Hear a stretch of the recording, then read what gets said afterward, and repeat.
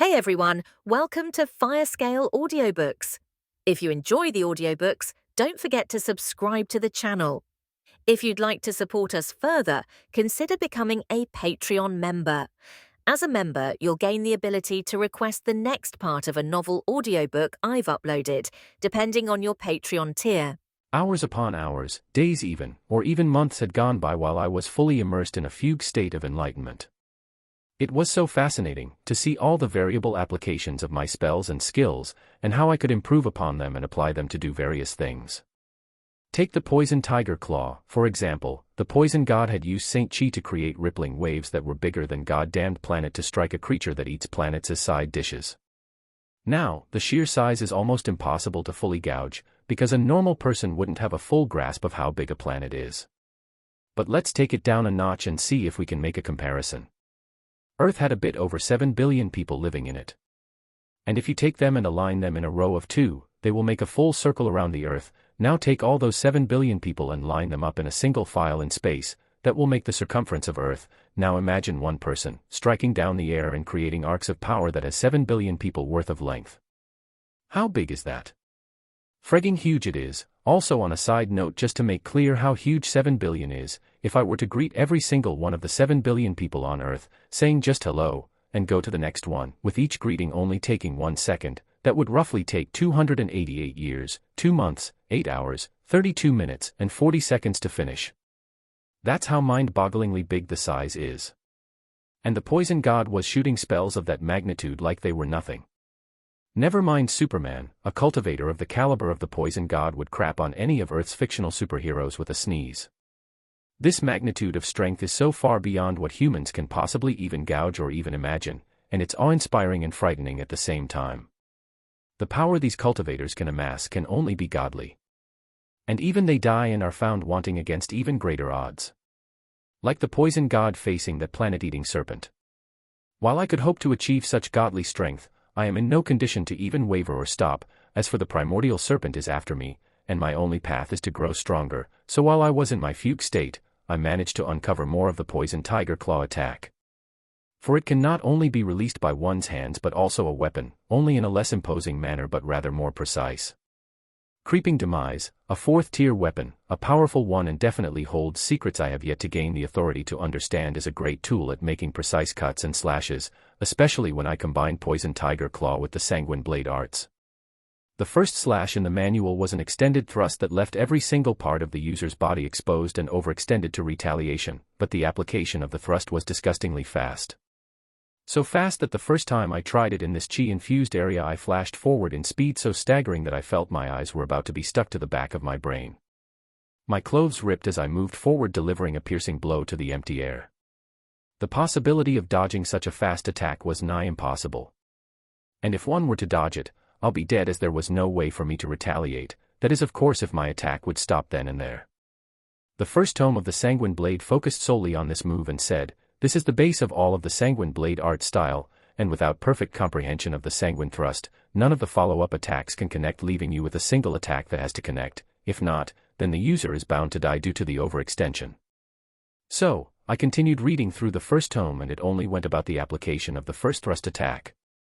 Nothing more, nothing less. The book was so adamant on teaching the user to perfect the thrust, enough that it even mentioned the power needed to apply to one toe. Yes, the book was so exhaustive that it mentioned how the toes must move, the rotation of the ankles, the knees, and which height and how bent they should be, the extended arm, and even the shape of the weapon. The information was so detailed that my head hurts trying to read them, not to mention actually trying to apply every single twist, turn and move. The Sanguine Thrust, the base of all of the Sanguine Blade arts, was a nightmare to apply, and within this inexhaustive chi-filled world, I had only one way to master it: practice it like there is no tomorrow, and I did, attempt after attempt, without even feeling tired or exhausted. I practiced the skill until my robes were fully torn, I practiced it until my joints and muscles tore and repaired themselves, I practiced it until I was able to fully control Creeping Demise to actually keep pointed straight as I dashed forward. And I still didn't feel satisfied. With every single thrust I made, though I managed to fully apply all the details within the book, I always felt that something was missing. The movement felt lacking. And there was no way for me to understand what was missing from the move. Even after reading the second book, there were other applications of the sanguine thrust, but I strongly believed unless I uncovered the missing bit about the sanguine thrust, all the subsequent moves will have a missing element.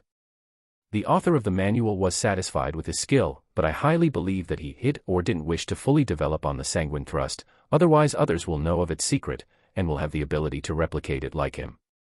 Perhaps the writer left a flaw in the manual lest he would face one who learned from his manual and ends up actually defeating him using his own skill.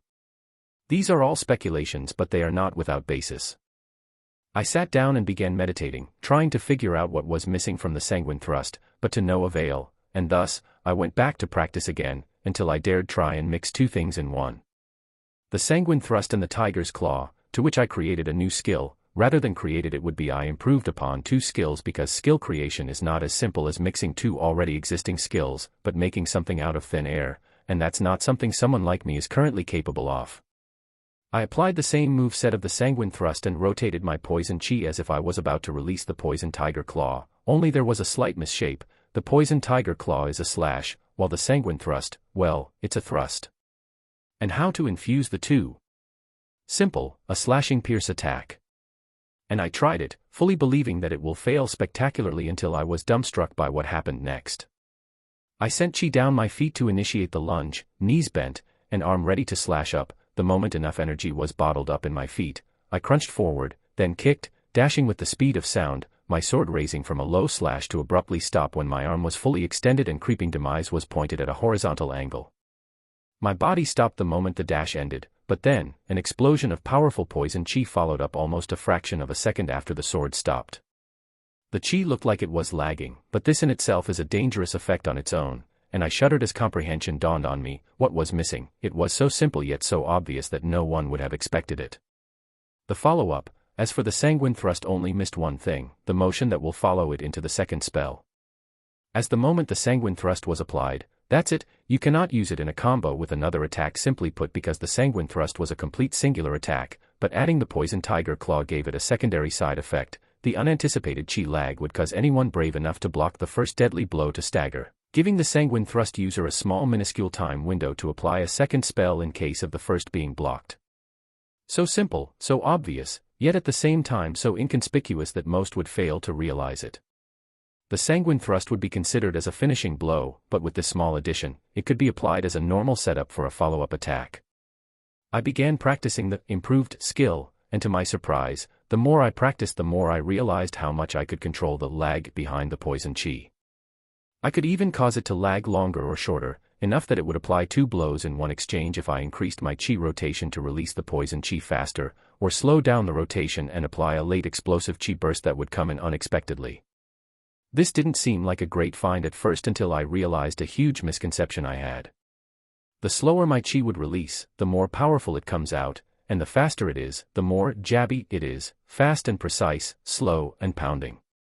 It was like two different spells all in one. The faster strike along the thrust felt like a sword and a tiger struck at the enemy, causing him to receive two attacks with deadly precision. As for the second, the first thrust, even if blocked or parried, the lagged blow and slower one would hit like a bull on steroids and fully catch the enemy off guard.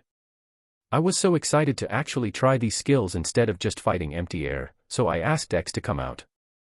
X, block my attack, I ordered, and X stood in a defensive stance. There was no better practice partner than X, and I was going to use him until I fully master the skill. I applied the same moveset, then dashed forward with blinding speed, only to have X firmly grab creeping demise and then almost instinctively reacting as he rapidly raised his other free arm and protectively placed a palm in front of the tip of creeping demise, where a powerful chi explosion blew up in front of his open palm. You're too damn fast. I cursed, but it was good, as X was a soul formation level puppet. If he didn't actually fend this attack off, I'll think he was faulty, not that I'm too strong. I don't have enough power to overcome the difference in cultivation level, but this is a slight improvement. Still, what really surprised me was a thin long scar on X's left hand. It was so small one would ignore it, but I was actually surprised at how sharp creeping demise, and how it was actually capable of damaging the puppet. This was good because there was no better sparring partner than X. He wouldn't outright kill me, and I can go all out without threatening to damage him, which will help hone my skill. And so, I began sparring with X for long hours, trying different attempts at attacking him. even spitting out poison chi as a cloud to cloud his vision, but he was always several steps ahead, easily blocking my thrust. I kept on sparring with X, until I was covered in sweat, and more, and I still fought on, without any visible signs of progress, though I knew I was slowly more capable of tuning my attacks. Even at minuscule and slow progress, I was able to understand and micromanage my moves. A twist of the hip at the right time, curling the toes to launch myself at the correct order, twisting my body forward to lessen wind obstruction, using the blade swing to carve through the air, and even adding a twist of the sword at the end, which did wonders to actually focus the chi explosion that comes out after the initial thrust. So instead of the chi exploding like a grenade in all direction, the sword twist focused the chi to blow up in a cone forward, which did wonders to the added damage. I kept on improving the lunge, and tried more variation, with the majority failing, and the rest outright throwing me out of balance, but I kept trying until I perfected the move, and then kept on practicing it, again and again, until I felt that X would find himself exhausted before I did. Days. Months, hell, I could have probably spent a year inside the pagoda without feeling the need to sleep, eat, or even defecate. The chi here is so strong that once it was infused with my own chi gave me enough sustenance to sustain this continuous application of skill without regard to safety, health, or exhaustion. Yet there was one thing that kept bugging me. I couldn't go past the 8th stage of foundation establishment no matter how much chi I consumed from this place. I just felt bloated and my body refused to break through. I first thought that I just needed time, but now I'm definitely sure that the missing law from this fake chi is essential to progression, and without consuming spiritual poison from outside I won't progress. The law within my own spells has already helped me progress to where I am, but it was still a formation establishment law, weak, and not enough to help propel me forward. Otherwise I could stay here until I become an ascendant due to how abundant the fake chi here was. I needed a real-life experiment. And so, I decided that once I'm satiated with my practice against X, I'll head out. After what I had assumed a couple of weeks passed in long practice sessions, I felt that I couldn't learn any more. Though X proved a sparring partner, he didn't strike me as a good mentor. He was not able to give advice, and I needed to improve and self-teach myself everything. Though it's not the worst thing in the world, experience is gained better when facing people of the same caliber, and also if sparring with someone stronger it would be best if I could receive a few hints or advice. I'm not so arrogant to think I can figure everything on my own, and a mentor would prove pretty handy in these situations. I could have gone through the second manual of the Sanguine Blade and learned a few more skills, but the moment I read through the first few pages, I knew it would be impossible for me. The first tome was about the Sanguine Thrust, and while the second tome spoke about various other skills, the main thing needed to apply all of them was the possession of a nascent soul, divine sense, and rudimentary achievement in domain creation. Namely speaking, I could only learn the skills if I was a soul formation cultivator or a really talented nascent cultivator. I collected X in the manual and decided to tackle the stairs again, but the moment I went past the step I was blocked at the last time, I found myself standing in the pagoda again. A pill bottle hovered in front of me and I picked it up. Opening it, a sweet powerful scent assaulted my nose, and my whole body shuddered, wanting to consume the pill. Congratulations on achieving minor success in my personal soul tempering crucible. Though I don't dare it has the same tempering capabilities of the Soul Clan, it is my proudest achievement before going beyond ascension. There was no stair leading upwards, and as if answering my question, the laughing Slaughterer's voice sounded once again. You do not have the necessary ability to go beyond this floor, come back when you're stronger. Then a small compass appeared out of nowhere in front of me next to the pill bottle. The compass was made of simple wood and brass and didn't have anything special about it, but the energy it emanated was powerful. I was tempted to open it and see how it worked, but I didn't feel it in me to stay here anymore. I could better off try this when I'm back in the sanctity of my house. Also, I don't know when those soul formation puppets might be released from the barrier I placed against them, and I don't want them to come at me when I'm in the middle of studying this compass. A door opened and it led outward. It is my time to leave. And just as I left the tower, I felt a powerful surge of energy coming my way. I squinted my eyes as I saw Shi-sun coming with blinding speed at the top of his sword. Heavens! You still live. Shi-sun's words were as much of a surprise to me as was his current condition. He looked like he aged 1,000 years, his face has aged, nowhere was his youthful appearance in sight, and his hair grew white, but there was still strength in his body. What happened to you? I asked. The exact opposite of you, you look younger, Shi-sun said. And that was true, it was all thanks to the fake chi that rejuvenated me a bit. Though I wasn't as young as a youth or a middle-aged man, now I looked like a healthy 60-year-old grandpa. Fortuitous encounter, I replied. Right, I feel that your cultivation also increased. Congratulations, brother Shen Bao. But there is a huge problem. Shi-sun said, his eyes looking all over the place. I made a huge blunder when trying to escape this place, and ended up facing a horde of life-siphoning beetles. A monster beast of the 6th tier, not even I could beat them. I barely managed to escape from their chase, but on the account of losing a lot of my longevity. The worst thing is, they're guarding the only exit to this place. Now, that wasn't something I needed to hear right now. A horde of monster beasts of the 6th tier, that's the same level as that Yeti, and I only managed to kill it because it was groggy and just woke up from sleep and he consumed my poison chi unguarded. While it was just one beast, these beetles are a horde and I find it nigh impossible to do better than a nascent soul cultivator. Well, that's problematic. I replied, but I think I have an idea on how to go past them. I said, then looked at the almost jubilant Shi-sun. Show me the way to the horde, I said, and he turned and flew as I followed after him. Shi-sun's current look wasn't something to envy. He no longer had that haughty presence, and was more of a meek and docile kitten instead of the confident lion presence he gave earlier. Whatever he faced didn't seem so intent on keeping Shi-sun's mental integrity in mind, that and probably the taste of his flesh. He had a few bite wounds on his arms that had yet to heal, as a few cuts on his robes. He had fought on the last leg, and somehow managed to escape unharmed. Though I'll never be able to defeat the horde of the soul-siphoning beetles he fought, I have more than enough confidence to escape unnoticed, or at least without them ever thinking to follow after me. I followed after Shi-sun for a few minutes until we left the mountain range and into a wide-open green field. Shi-sun stopped and pointed forward at a forlorn tree that stood all alone in the vast field. That tree is where the exit to this place is located at, he said, then with a shuddering breath he added, and within the inconspicuous fields are the beetles. They're green in color and hard to spot, but they'll wait until you reach all the way to the tree before they'll surround you. I had to waste several life-saving treasures to escape, but I didn't make it without suffering, as you see. Shi-sun said, lamenting his current appearance. Don't worry about your current appearance, I can help you regain your youth, but the longevity you lost, unless you have a soul-siphoning ability, I can't do anything to that. You'll have to break through to the next cultivation realm for that, I said. Yes, I already believe that, but I don't mind my current appearance. I've been alive for a few hundred years. Old or young, it matters little to us, cultivators. Shi-sun replied. Good then, all right, let me go up first. I'll tell you when it's safe, I said as I dashed forward using the giant flying sword. I fully unleashed my mind's eye as I began taking in all the scene into memory, then flew back when I thought I approached enough. Once I was back to Shi-sun, he had a perplexed look on his face. I just needed to remember the layout of the beetles. There are a bit more than 3,000 beetles in the field, and one of them is slightly larger than the rest. I suppose that's the leader, queen, or king. I said. Right, I counted and only found 2,000 though. I even used my divine sense. Shi-sun said. Perhaps some of them are impervious to divine sense scrying. I calculated the number by sight. Their camouflage is useless once you know what to look for. So, here is the play. I'll lure the beetles while you escape, but once you reach the gate, make sure to guard my retreat, okay? I said. If you try to lure the beetles, you'll have to lure them all, otherwise they'll kill us both. Shi-sun said. Afraid of his own survival.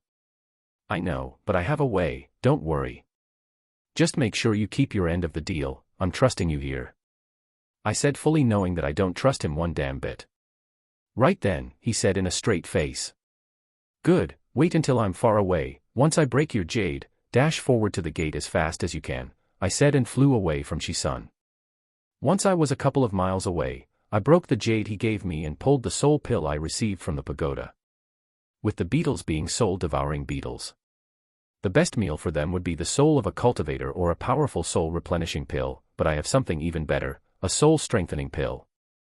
And as expected, the world shuddered as hordes of green and black beetles rose from the ground, coming towards me as if I held the reason of their existence in the palms of my hand. Shi-sun took the initiative and flashed forward towards the tree. Once I was fully certain that all the beetles were coming my way, I ordered the sword to run away, while the beetles chased after me. Their seep was way too high, and they'll close the gap with me and the sword in less than a minute. I took a roundabout turn as I moved in a large arc, drawing with me the whole horde of the beetles. Once I was facing Shi-sun, who was in the distance and already next to the tree. I had the whole horde behind me. Shi-sun was standing next to what I presumed was the gate, and the closer I got, the more I was able to see his hesitant and perplexed look on his face.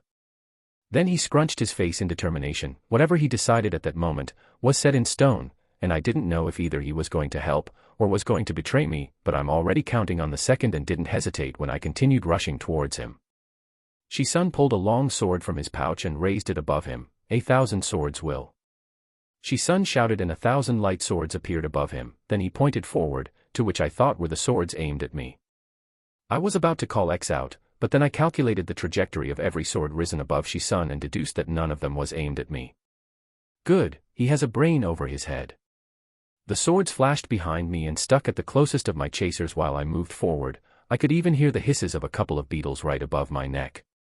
It took me but a fraction of a second to use 2 spells. Poison Escape, and the fusion of the Poison Tiger Claw with the Sanguine Thrust. I really need a new name for that fused skill. The first skill enabled me to dash away from harm and created a poisonous clone of myself behind me, giving the beetles a fake target that they dove at. While the second spell was aimed at Shi-sun. Though anyone here would think that I was being a complete arrogant idiot for trying to face against a nascent soul cultivator, even weak as he was right now, and I would have had a better chance at using X than attacking him directly in such unfavorable odds, and if I were actually trying to attack Shi-sun, then I too would be among the people thinking that was stupid. But my blade, though it scared the living hell out of Shi-sun, by the rapidity of my dash and the overextension of my body. It landed a few inches next to his right cheek.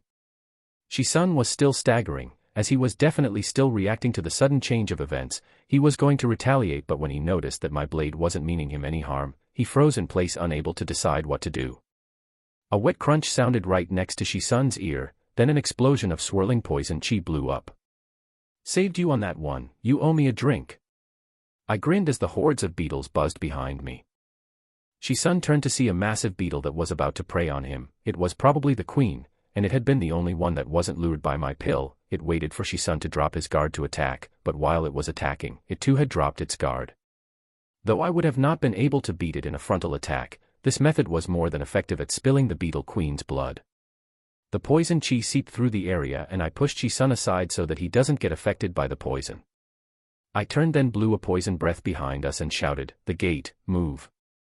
Shi-sun dashed to the tree and walked inside it first, while I followed after him after blowing an even thicker poison breath clouding the exit and stopping any beetle from trying to follow after us. Once I was inside the tree, I found myself back at the same cave we walked in from. I was suffering from chi deficiency. That I didn't account for when I trained in that room, I could use my spells and skills as much as I wanted due to the abundance of chi. But here, just after using the Tiger Stinger, yes, I decided on the name of the fused skill dash, the Poison Escape. And a couple of poison breaths, I was already down to 1/10 of my chi reserves, quite dangerous. I now remember why the Poison God's book heavily implied for one to fully comprehend the base of Poison Tiger Claw before learning Poison Escape, as the first will allow the user to tune his chi expenditure and will have enough experience on how to manipulate his chi, thus enabling the user to know how to manage the chi reserves. Chi micromanagement was the basis of most of the Poison God's skills. They all required huge amounts of chi, but when one was proficient enough, they'll be able to use the spells without losing much of their reserves. But, as I was now, exhausted and weakened, I seemed like a pretty damned good target to Shi-sun, who held a sword up to my neck. "I won't kill you, but you'll have to hand over your holding pouch." His hands were already shaking and he tried his best to steady his grip. I sighed as I rolled my eyes over, then I punched him in the face. To hell with all the swords and magic spells, this guy needs a beating. The moment he was struck, he fell to the ground, unable to understand what was going on, as I kept pummeling his face. "You, stupid idiot," I said as I punched him a few more times. Then I said as I pointed at my temples with both index fingers, "Think, you idiot, think. Do you think I managed to survive against 12 soul formation level puppets by luck? You think that just because I have a lower cultivation level than you, that you get to bully me?" I said. Then I grabbed his sorry self by the neck and made him face me. His bloodied face was in a sorry state. He was an old-looking man, but bloodied and sniffling like the stupid coward he is. "If I ever wanted you dead along the whole run we had here, you'd be dead 100 times over. I gave you chance after chance, opportunity after opportunity, and now that you think you're out of danger, you'll get to bully me. No." I shouted as I sent another punch right into his face. I am danger. I called again, then threw him off. I took deep breaths as I waited for Shi-sun to regain his bearings, while I also needed the deep breaths to calm down. I can't afford to kill Shi-sun, and at the same time, I have a problem with him escaping and telling on me. I'm in a pinch right now. Perhaps I should kill you right now and be done and over with this crap, I said as I pointed my sword at him. Shi-sun shuddered as he said, "No, wait, brother Shen Bao, it won't be smart to kill me. I apologize, I have eyes but failed to see MT, Tai. No amount of apologies would save you from my hands," I said. "It will only bring you trouble if I were to die. Please, brother Shen Bao, my father knows of my departure to this place, and he will turn heaven and earth to know how I come to pass. Please. Wait here." Shi-sun made a pinching motion on his forehead and drew a small glistening white strand. "This is my soul imprint. If I were to ever betray you or threaten your existence, you only need to pinch it for me to die. Please, spare me," Shi-sun said. I made a swiping motion and grabbed the strand, then said, "At least you're sensible, but I still feel irked at the fact that you tried to kill me when I saved your sorry self," I said. Shi-sun understood immediately and handed over his own holding bag.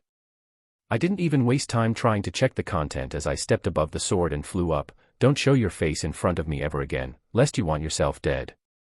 And out of my goodwill, after 100 years, I'll release your soul strand, that is if you live long enough to reach it." These were the last words I spoke to Shi-sun, who was bowing at my departure. Damn, I could really get addicted to playing the tyrant, but some people are stupid beyond stupid.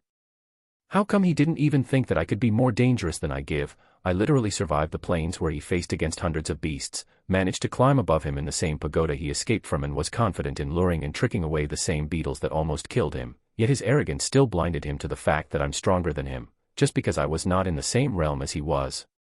How frustrating to see people that lived so long have such a small quality of intelligence.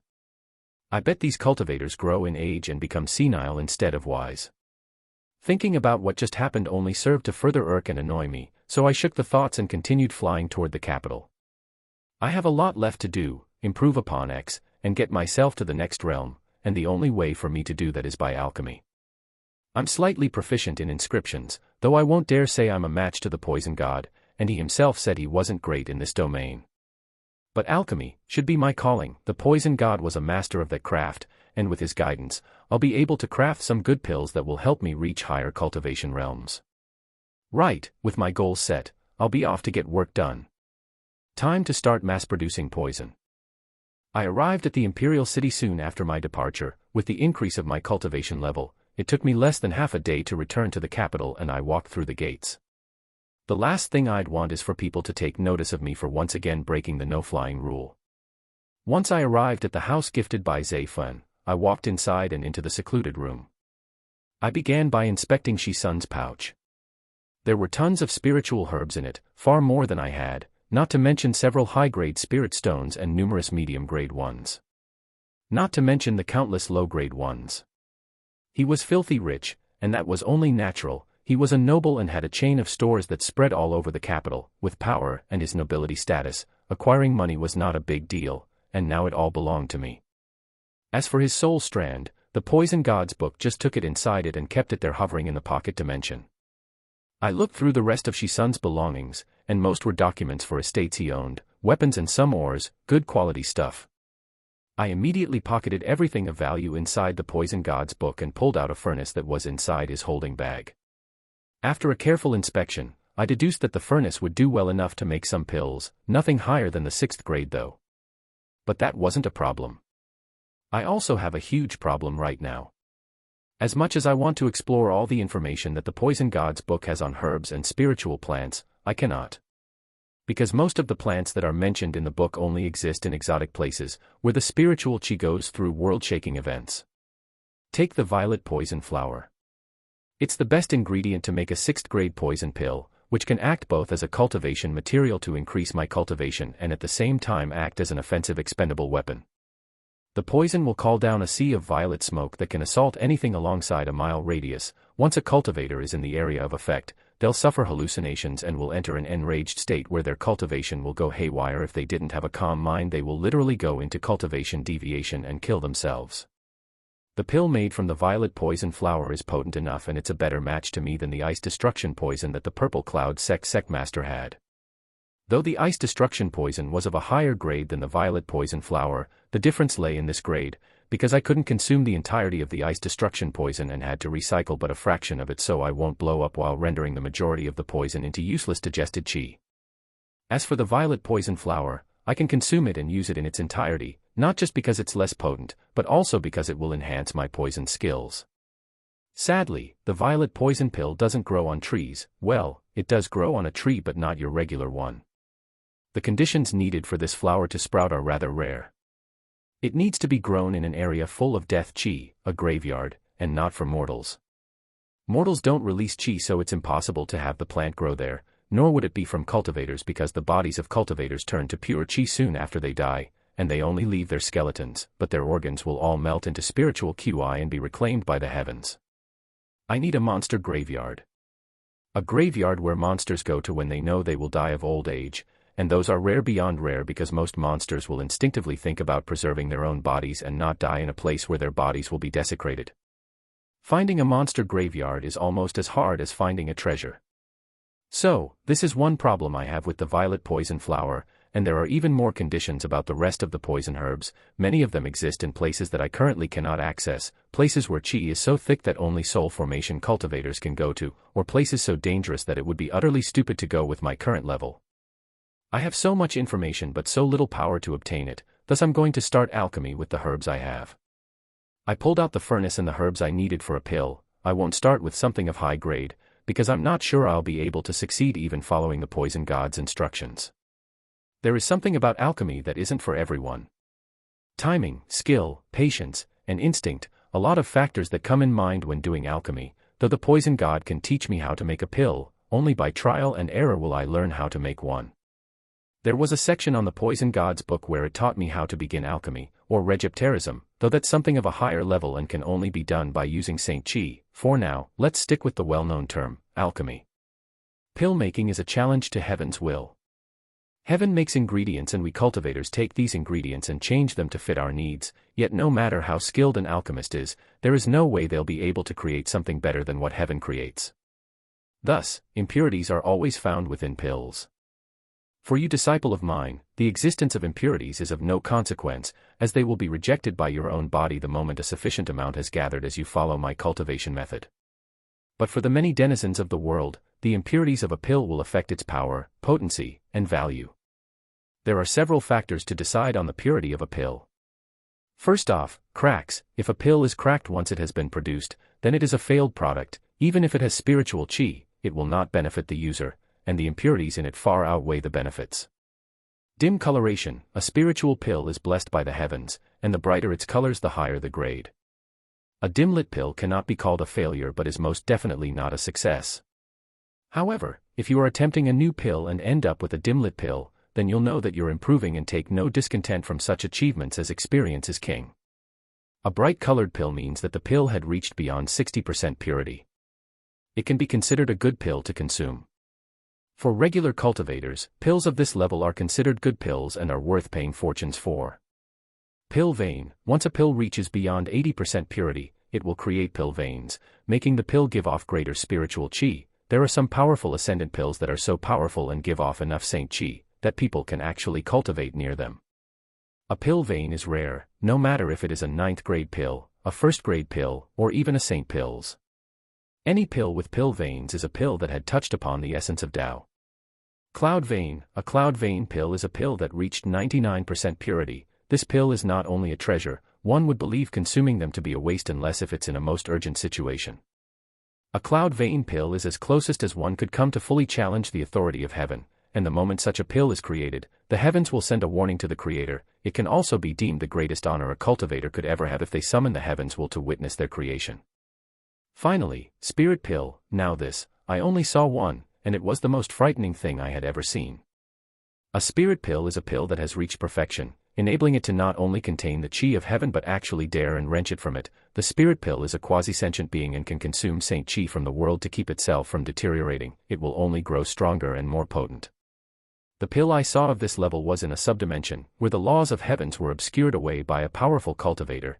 He used it as a treasure to be gained, but none of us ever managed to even lay our hands on it. I have the map to the dungeon, and if it is still not claimed, I have ways for you reach there and try your luck obtaining it.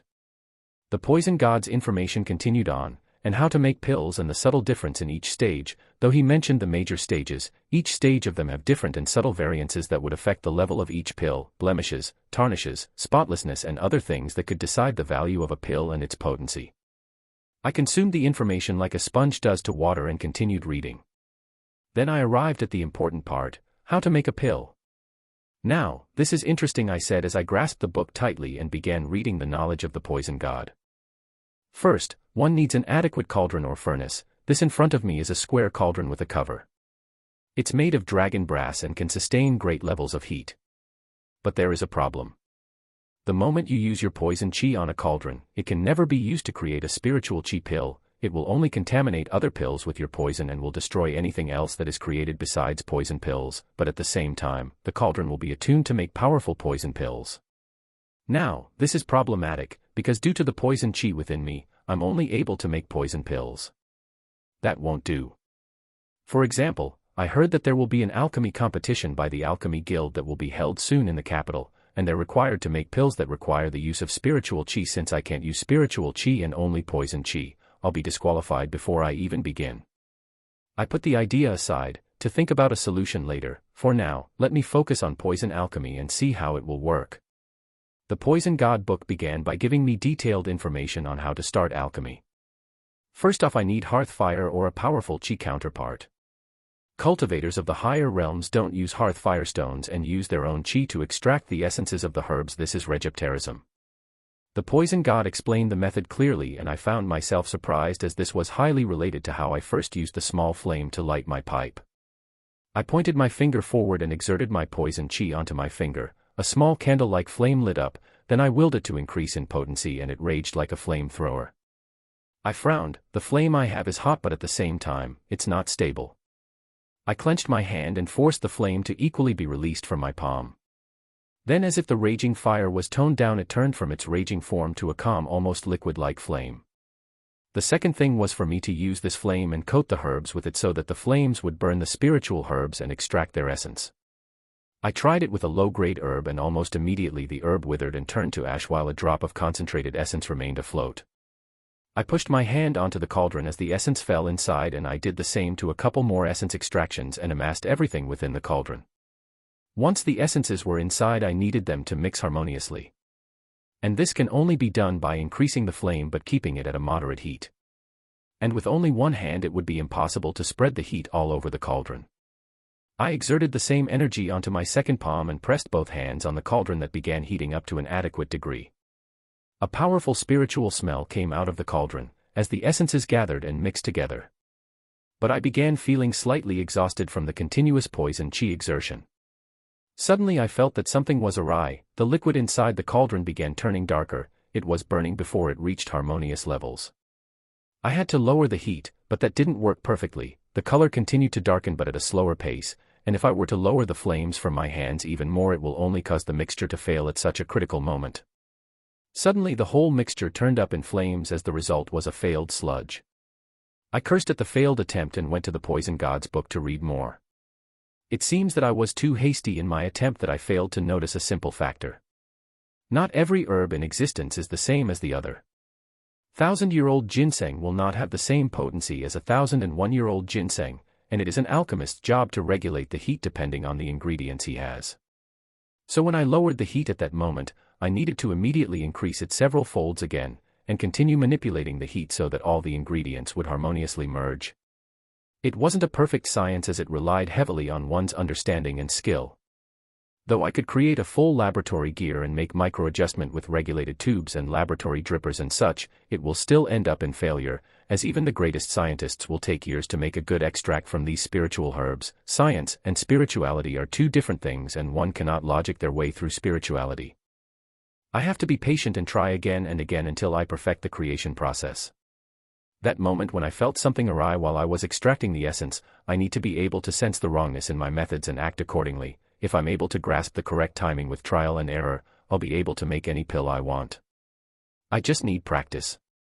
So I started trying, trial and error, and kept going through my herb reserves, with more than 80% of the pills I tried to make turning to sludge.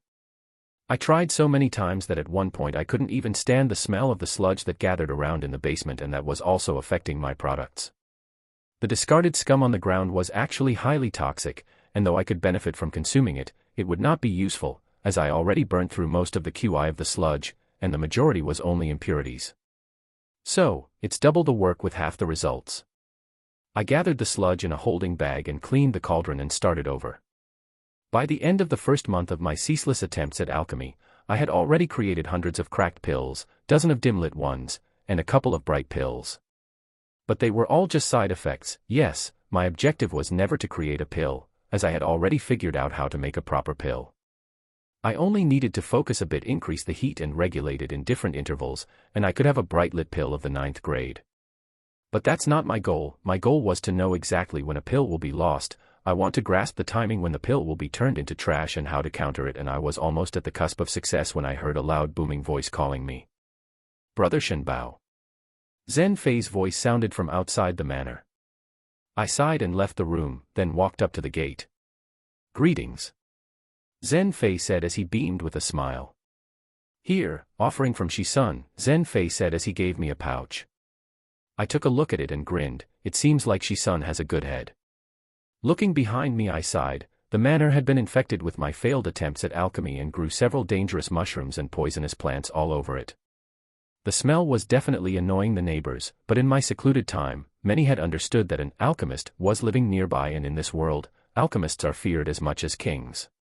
Most of them are eccentric and rude, and no one would cross them. So, even if the neighbors were disturbed by the smell, they didn't voice their complaints. I'll take care of this mess later on, I said to Fenzei. I can send a few servants to clean up the manor. Fenzei said while giving me a slight nod. No, I shook my head. They'll definitely die if they inhale the smells of the manor. I'll manage this on my time. Thank you for the gift, and tell Shi-sun that he's on a good track to regaining my favor. Right, Zayfen nodded. Ah, by the way, while you were cultivating alchemy, I received some news. The Imperial clan is holding the next alchemy tourney within the halls of the mansion. Would you like to attend? I know you're a great craftsman, but seeing how many alchemists came here and commended the efforts of your alchemical attempts, I think you'll do great joining. Well, that came in time. I'm definitely joining. I grinned at. Right, I might as well try. When is the competition starting? In about a couple weeks. I'll get you an invitation to participate and come get you when the time for the competition is nigh, Zhen Fei spoke in assurance. Thank you, though I don't expect I can make the cut. I'll try still, I replied. This is enough time for me to test a few tricks I've been thinking about. No worries about making the cut. It's a good experience. You'll get to use a lot of herbs that you won't be paying for anyway, Zhen Fei said. Yeah, that will cut on my losses. Here, I said as I handed Zayfen the dozen dim poison pills and the bright lit ones. Poison pills again, Zayfen sighed. It was only natural. I could only make poison pills, though not many people bought them. They were still expensive and were exchanged for herbs so that I could create more pills. Though I felt Zayfen was distressed and wanted a spiritual pill, I was still not ready to tackle that venue, though I had a really good idea on how to do it. Say, I need a cauldron. Get me a big one, something made from meteorite steel, I said, because to make something other than poison pill I'll need to try something new, something never before seen in this country, perhaps even this world. That's going to be pretty expensive. Zayfen said with a worried look. Though we generated a good deal of money, a meteorite steel cauldron was expensive. No need to worry about the cost, I said as I handed Zayfen a pouch full of spiritual stones, all thanks to Shi-sun's savings. Would this be enough? I asked in a sly grin. Zayfen's eyes widened as he looked at me. More than enough. Hell, there is an even better cauldron you can buy with this, he advised. Just get me a meteorite steel cauldron. I don't need anything else, I replied.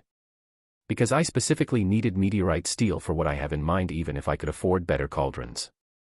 Right then, I'll have it delivered to you before nightfall.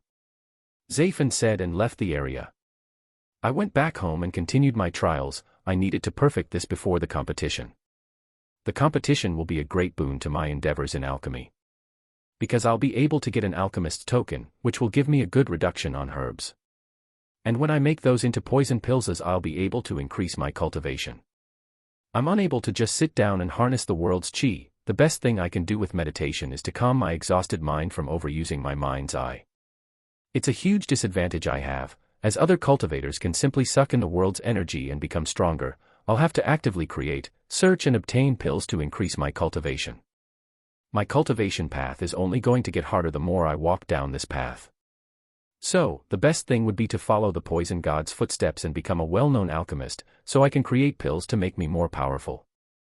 Zhen Fei delivered the cauldron later that same day, and I continued my attempts at alchemy, until 3 days passed where I made a pill that had pill veins.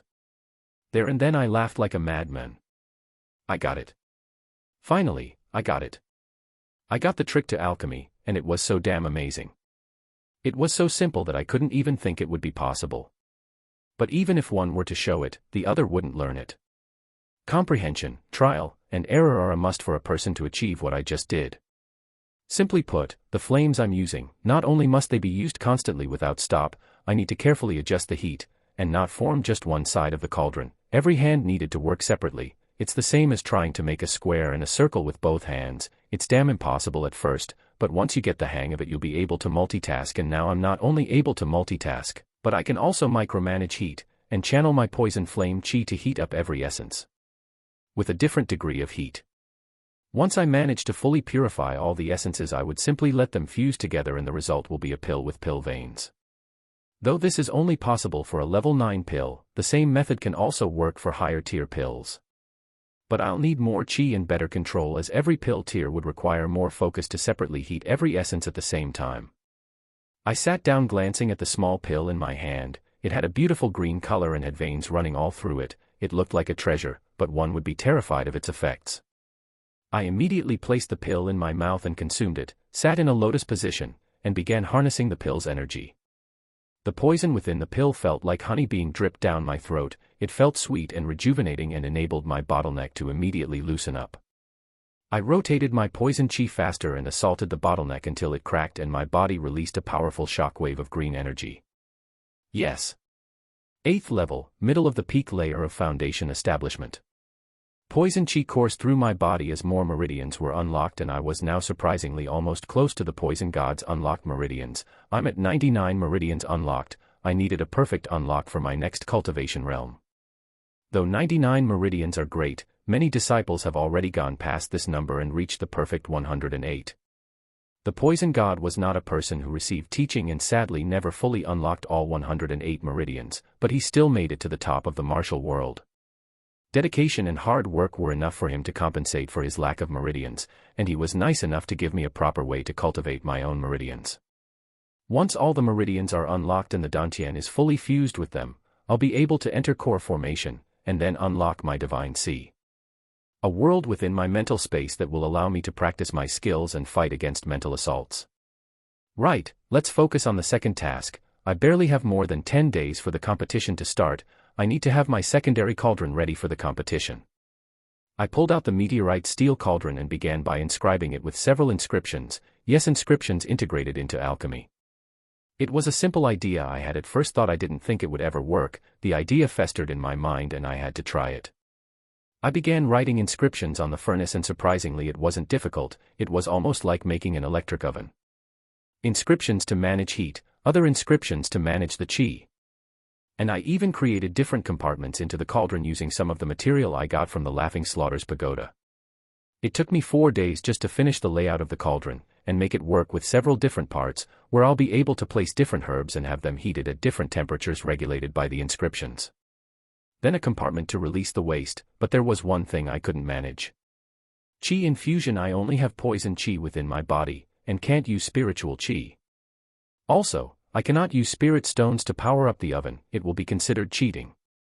I needed my own spiritual chi or the hearth fire, but hearth fire is not stable and will not power my furnace properly. So, I figured a new way to do this. Though it will definitely be annoying to everyone else besides me, it will work best. I grinned as I thought about the look on everyone who'll see how eccentric this new way of alchemy. I inscribed a good few more inscriptions on the cauldron and called it a day. I needed to rest and prepare for the competition. The day of the competition arrived faster than I expected, not that they changed the time, but because I was immersed in trying out the new cauldron to staggering satisfying results. The old cauldron I had worked perfectly for poison pills, but the meteorite steel cauldron was amazing in creating regular pills. Not even the poison god ventured this venue, because he was powerful and rich enough that he didn't need to make his own cheap pills, not that he needed them, but there are some spiritual cheap pills that can be useful to even the poison god. Mainly for trade with his peers. He would use them to exchange for favors, heal a mortally wounded cultivator, and such. As for him, he only needed poison pills to both cultivate and recuperate. Funze came to my house's doors and called me. Once I was out, I noticed that he brought a few slaves who carried a palanquin. Get on, we'll be late. Funze said. I shook my head. Slavery is not something I ever condone. It's a disgusting act of removing one's freedom for personal use. What makes a human being believe themselves have more value than another being? Is it skin color, gender? Perhaps race? No. Nothing should make a man exploit another person's future and life. We're all born free, and none should be chained up to become a slave. Even if one is a criminal, they ought to be trialed and judged by law or be punished for their crimes instead of forced to slavery. Though this mindset of mine is highly impacted by my Earth origins, it doesn't mean it's wrong. I won't use another man's shoulders as a mount, I said. But they're slaves, it's their job to carry people around. Funze frowned. I don't care, I'm better off walking, I said and moved towards the imperial palace. We'll get in trouble. Funze grumbled under his breath and dismissed the slaves. They all looked worried at first, definitely thinking that they did something wrong. But Funze just said, you can leave, thank Lord Shen Bao, he permitted you the day off. Funze said. Immediately the salves kowtowed to me, thanking me then scurried away. I'm not gonna lie, somehow this irked me even more. They bowed and kowtowed for just a single day off. Shit. My mood clearly disturbed, Zhen Fei coughed and said, we'll need to hurry a bit, lest we arrive last. So. What if we're last? We'll lose face, especially since we don't have a palanquin. They'll think you a destitute, Sir Shen Bao, Funze said. Let them think whatever they want, brother Zhen Fei, it's not how a person looks, but it's how they act. Actions speak louder than words, I said. Funze stopped for a moment, had his hand under his chin as he thought about what I just said. He even repeated it, actions speak louder than words. Such wisdom, brother Shen Bao, I see you in a newer light. Zhen Fei nodded and continued repeating the idiom. I shook my head and followed after Zhen Fei. After an hour, I finally understood why the need for the palanquins. It seems that this is not a small event, as many sects had sent in their representatives to this alchemy event and most of them had their own carriages. Slaves carried palanquins, some even had ferocious red tigers leading a well-decorated carriage. Disciples of young ages, between 16 and 30 years of age, were all over the place, and they were being led by other high-level cultivators that acted as their dharma protectors. Me and Funze were the only ones on foot, and would easily be mistaken for commoners if it was not for Zhen Fei's robes, which belonged to an imperial sect. Once we arrived at the venue where the event will start, I took a deep breath and soaked in the sight. The event was held right in front of the imperial palace, which was majestically grand. It had hundreds of windows and several decorated doors. The color of gold and red were prominent, indicating joy and prosperity, and they were in abundance. As for the venue, there were 100 tables set up in the venue, and a stadium-like setup of chairs for the people sit on and watch the alchemy competition. But, the number of participants was far greater than the number of tables set up for the alchemists. One of the guards came toward me and Zhen Fei. He had a disgruntled look on his face the moment he laid eyes on me, and just as he was about to speak, and I could definitely feel the hate coming from his expressions, he thankfully took notice of the person next to me, Zhen Fei. Ah, Sir Zhen Fei, if you're here to watch, you can go over there with the rest of the masters, the guard said pointing at the stadium chairs. Oh, I will, but I'm here to escort my good brother Shen Bao, he's here to participate. Ah, your brother Shen Bao, yes, here. The guard said as he apprehensively handed me a token, almost afraid that whatever inflicted me would be contagious. Please wait until the crier speaks to everyone and gives you the information regarding the event. The guard said and continued walking towards the rest of the palanquins and sect representatives handing them their own tokens. We walked up to the venue and I stood waiting alongside many disciples of various sections. I was so conspicuous that it was frightening. I was the only person who was as old as I was. The rest of the kids were barely over the age of 20. But it didn't seem like it was bothering anyone. Most of these kids were definitely the top, the cream of the crops of their respective sections. They all had confidence in their own skills and would definitely not be scared off by an old man that carried no sect insignia. Yes, all of the kids had their sect symbol embroidered on their robes. For me, I had just purple robes and a hood. I looked out of my depth and out of my place, but no one dared point it out. Especially since they saw Zhen Fei with me. Looking at the audience, I was surprised to see a couple of familiar faces. Namely, Shi-sun, who immediately nodded to me, a gesture that not many failed to see. And few had thought that it was aimed at me, as there were many kids next to me, and some of them were related to the imperial clan. The second face was that of a person who was shaking in complete and utter fright. Lu Zifeng, the kid that was accompanied by the little girl Yen Song, the duo that I met in the forest next to the Purple Cloud sect. If he is here, I turned my head and spotted another familiar face. Brat, you're here, I said as I walked between the complaining disciples and reached all the way to one of the few good friends I had. Well, not friend, but acquaintances. I placed my hand firmly on the kid's shoulder and grinned. What's up? I said. Huh? Nothing is up, what do you mean? Also Shen Bao, you're disturbing the competition. Meng Hao frowned at me. I didn't care, this was a rare occasion and I got to meet Meng Hao, it's been a long time, or it felt like it. But looking at the kid, it is surprising to see he had improved so much, he's already at the 4th level of foundation establishment. Still, how the heck did your cultivation level rise so fast? Meng Hao said. His speed was already extraordinary by my standards, something I doubted anyone would be able to replicate if not for the help of some powerful treasure, but I didn't want to voice out my thoughts. Fortuitous encounter.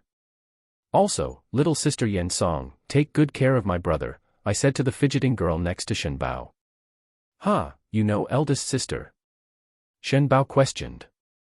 Yes, I knew her before you, also I'm impressed, your cultivation speed is faster than expected. Also, please keep my identity a secret, I said as I winked at the girl. But, wouldn't it be unfair if you great master joined this alchemy competition?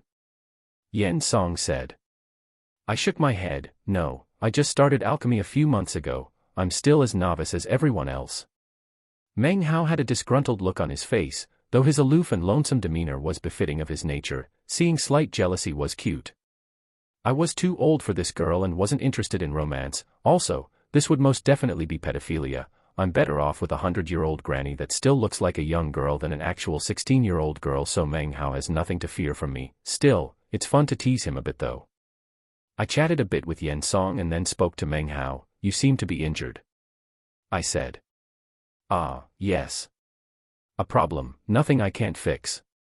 Meng Hao said, but I noticed that his eye darted fast towards the audience and back. No, it's a huge problem, I said as I grabbed his wrist.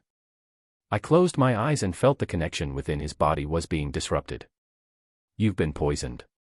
I spoke and immediately felt my own heart grow chillingly cold. Not because I was afraid, but because I was angry.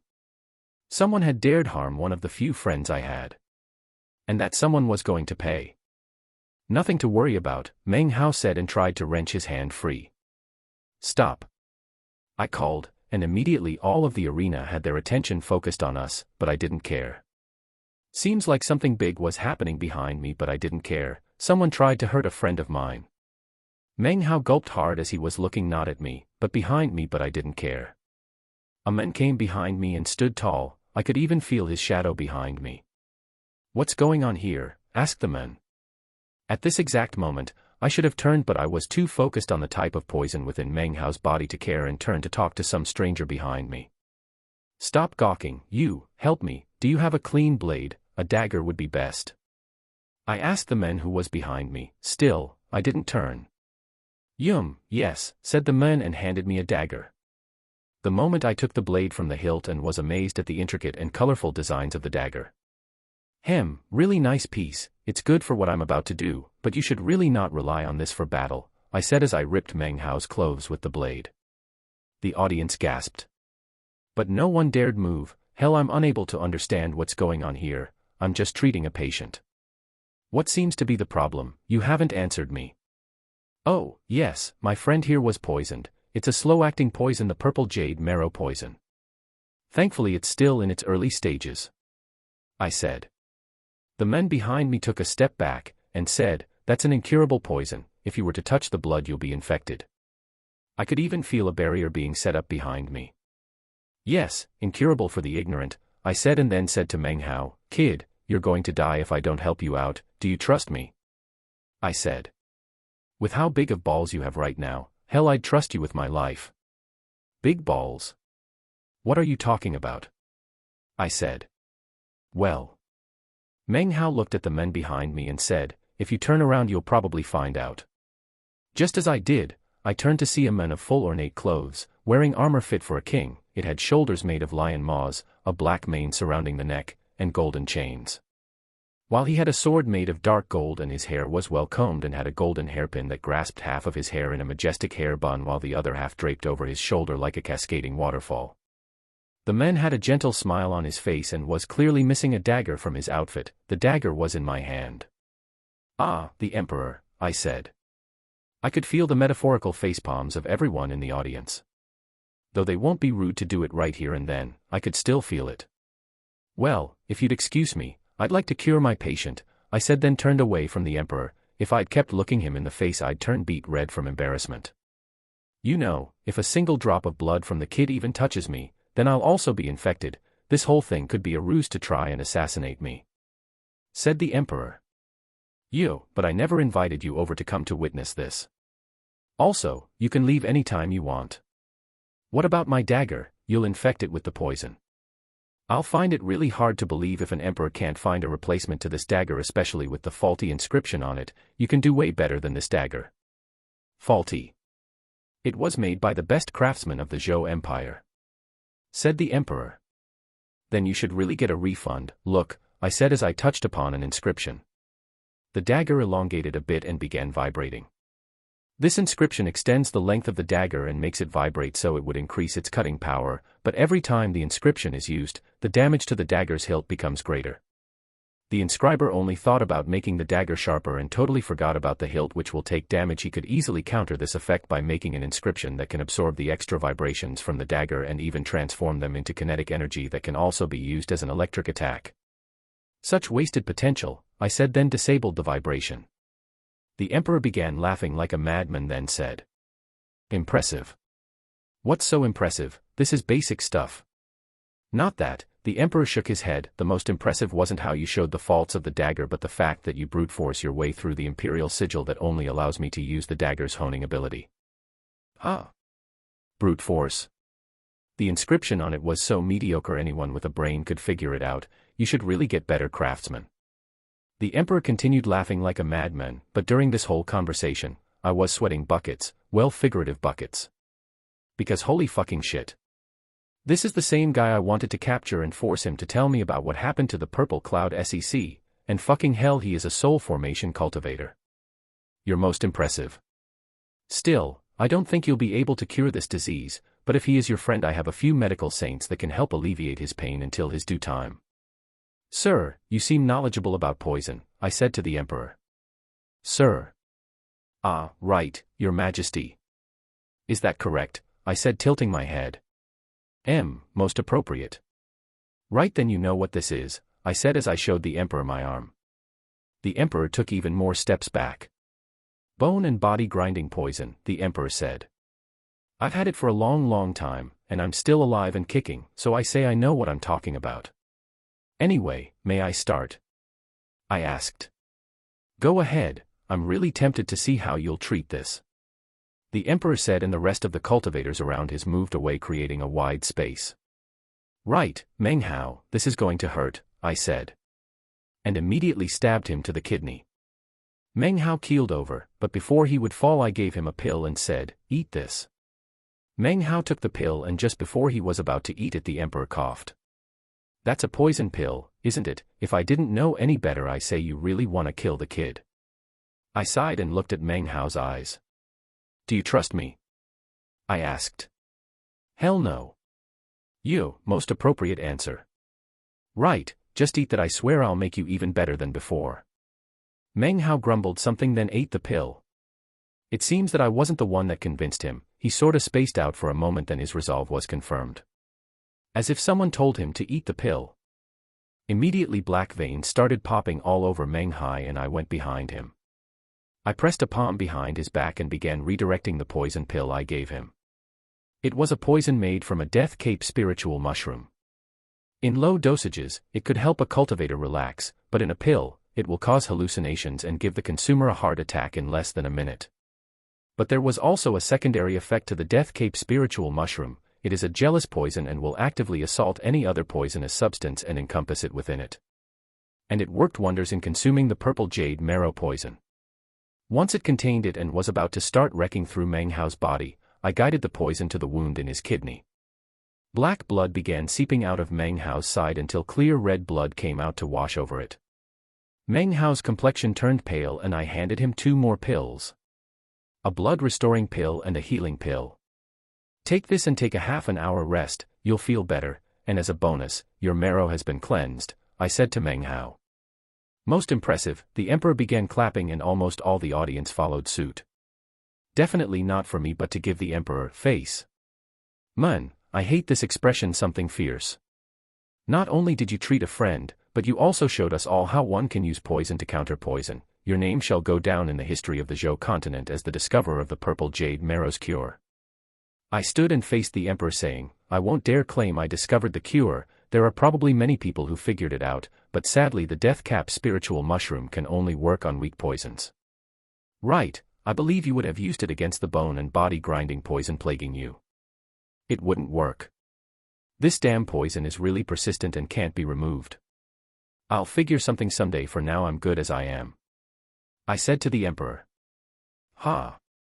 So promising, and so humble. You've earned yourself a seat at my table. Do you still wish to partake in this event? You seem to be qualified to be a good alchemist. Yeah, I still do. I began alchemy a few months ago. Just a few months ago. The disciples here have been doing alchemy for years if not decades. You think you can compete with them? The emperor asked. I'll do my best. I nodded to the emperor. Well, since our friend here is wounded, we'll delay the competition until little brother Meng Hao can stand and compete. Please forgive this delay, but this emperor is fond of youths and enjoys seeing young talents. The emperor said, and no one was going to object to his words.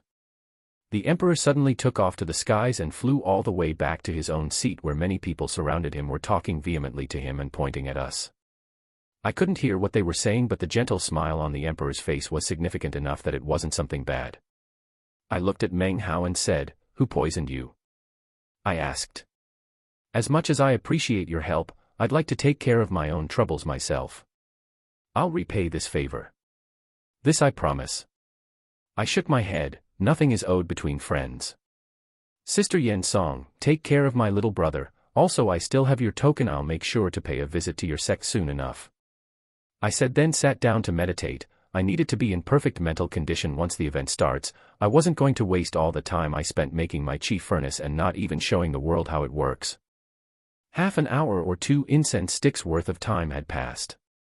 And in that time, I was mentally prepared for the upcoming event. A group of alchemists donning similar robes stood at the front of the participants. They were 5 of them, 4 old-looking men and an elderly woman that all looked wise and calm. The 5 of them approached us and one of them moved ahead of the rest and coughed. That single cough was so loud and yet at the same time felt natural. And was enough to quiet mutters of the audience. Having gained everyone's attention, the old man rubbed at his beard and said, So many participants. Though I admire the dedication of so many disciples of the martial arts, alchemy is not for everyone. We cannot accept everyone to partake in this tournament, so we will be doing an elimination round. Out of the 580 participants here, only 100 will partake in the alchemy challenge. More mutters sounded through the audience, and so did the participants, as worried looks on their faces was a sure tell at their incompetence, but a rare few had a confident look on their face, and among them was Meng Hao and his little sweetheart Yen Song, though I doubt he is into her as she is into him. Matters of the heart are strange. Meng Hao's apparent first love will always be the martial path. The girl was in for a rude and arduous undertaking if she was to win his cold heart. As for many of the participants, the majority were worried, scared, and unknowing of what's going to happen. First trial will be a test of your mental ability and general knowledge. An alchemist should know by heart a vast majority of herbs and plants. And since many of you have not come from the same background, and received different teaching methods, it would be unfair to compare your knowledge against each other.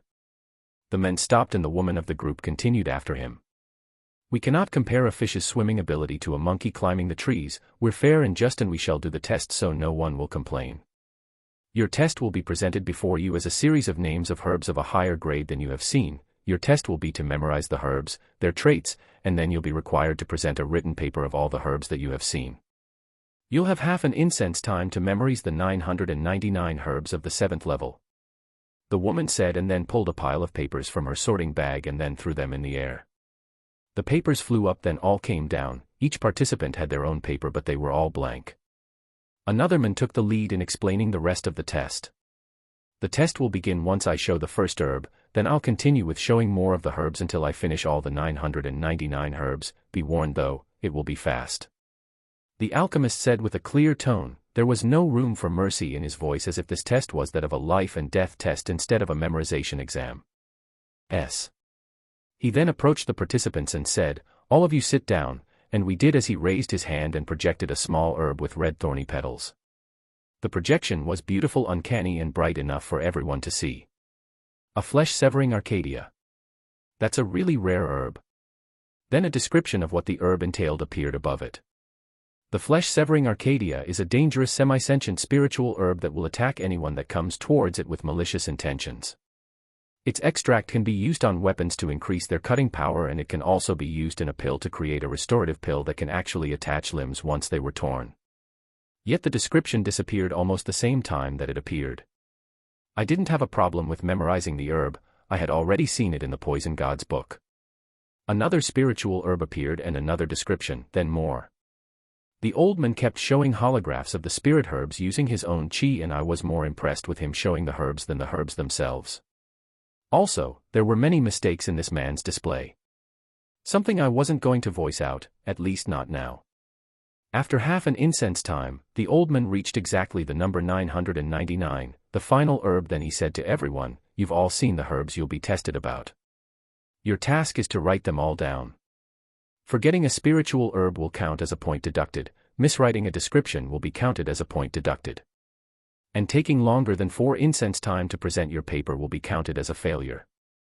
The old man said, his tone unmoving as a mountain. The fourth man spoke, "I'll be here to guard against cheating. If one is caught cheating, they shall be executed." His words, crisp, clear, and had no hint of hesitation whatsoever. Now, this was cause for worry. Looking around, I was the only one uncomfortable with this. Cheating is equating to losing one's head. Damn, tests in a cultivation world are kinda ruthless. The test began almost immediately. As I pulled out my brush and began writing the same things that the old man had writing, I didn't need to adjust anything or fix anything. I only needed to pass this test, and didn't actually need to correct their mistakes. After 2 incense times, I had already written the majority of the herbs, but I was honestly feeling vexed. The fact that I was writing wrong statements didn't bode well with me. And the most annoying thing was the divine sense. At first, only one divine sense went past me, and you could feel it as hair stood up on your skin. But soon, when I was halfway through my writings, more divine sense came at me, scanning me and lingering far longer than it was comfortable. After a while, I could feel more divine senses lingering, and I was seriously annoyed as I couldn't focus. I looked up and saw one of the exam administrators looking at me. "Is there a problem?" the examiner said, and this made everyone halt for a moment as they waited for me to answer. "Yes, the divine sense, they're really annoying and pervasive. I can't focus with everyone looking at me. It makes one feel naked," I said as I shuddered. Almost immediately most of the examiners coughed, some even turned red-faced as they knew that they had been caught scrying. Most of all, the fact that most of them were keeping close tabs on me was divulged. It only served to make them feel ashamed, like a person being caught peeping. "Right, I'll ask my colleagues to tone it down. We're only doing this to ensure fairness and that no one is cheating." The man tried an excuse, and it seems to save some of his face. Ugh. Okay, it would be best for just one divine sense. Too many of them makes one feel like a young maiden being peeped at by a little pervert. Though I'm no chaste maiden, I can't say the same for the rest of these little friends. I grinned as I spoke.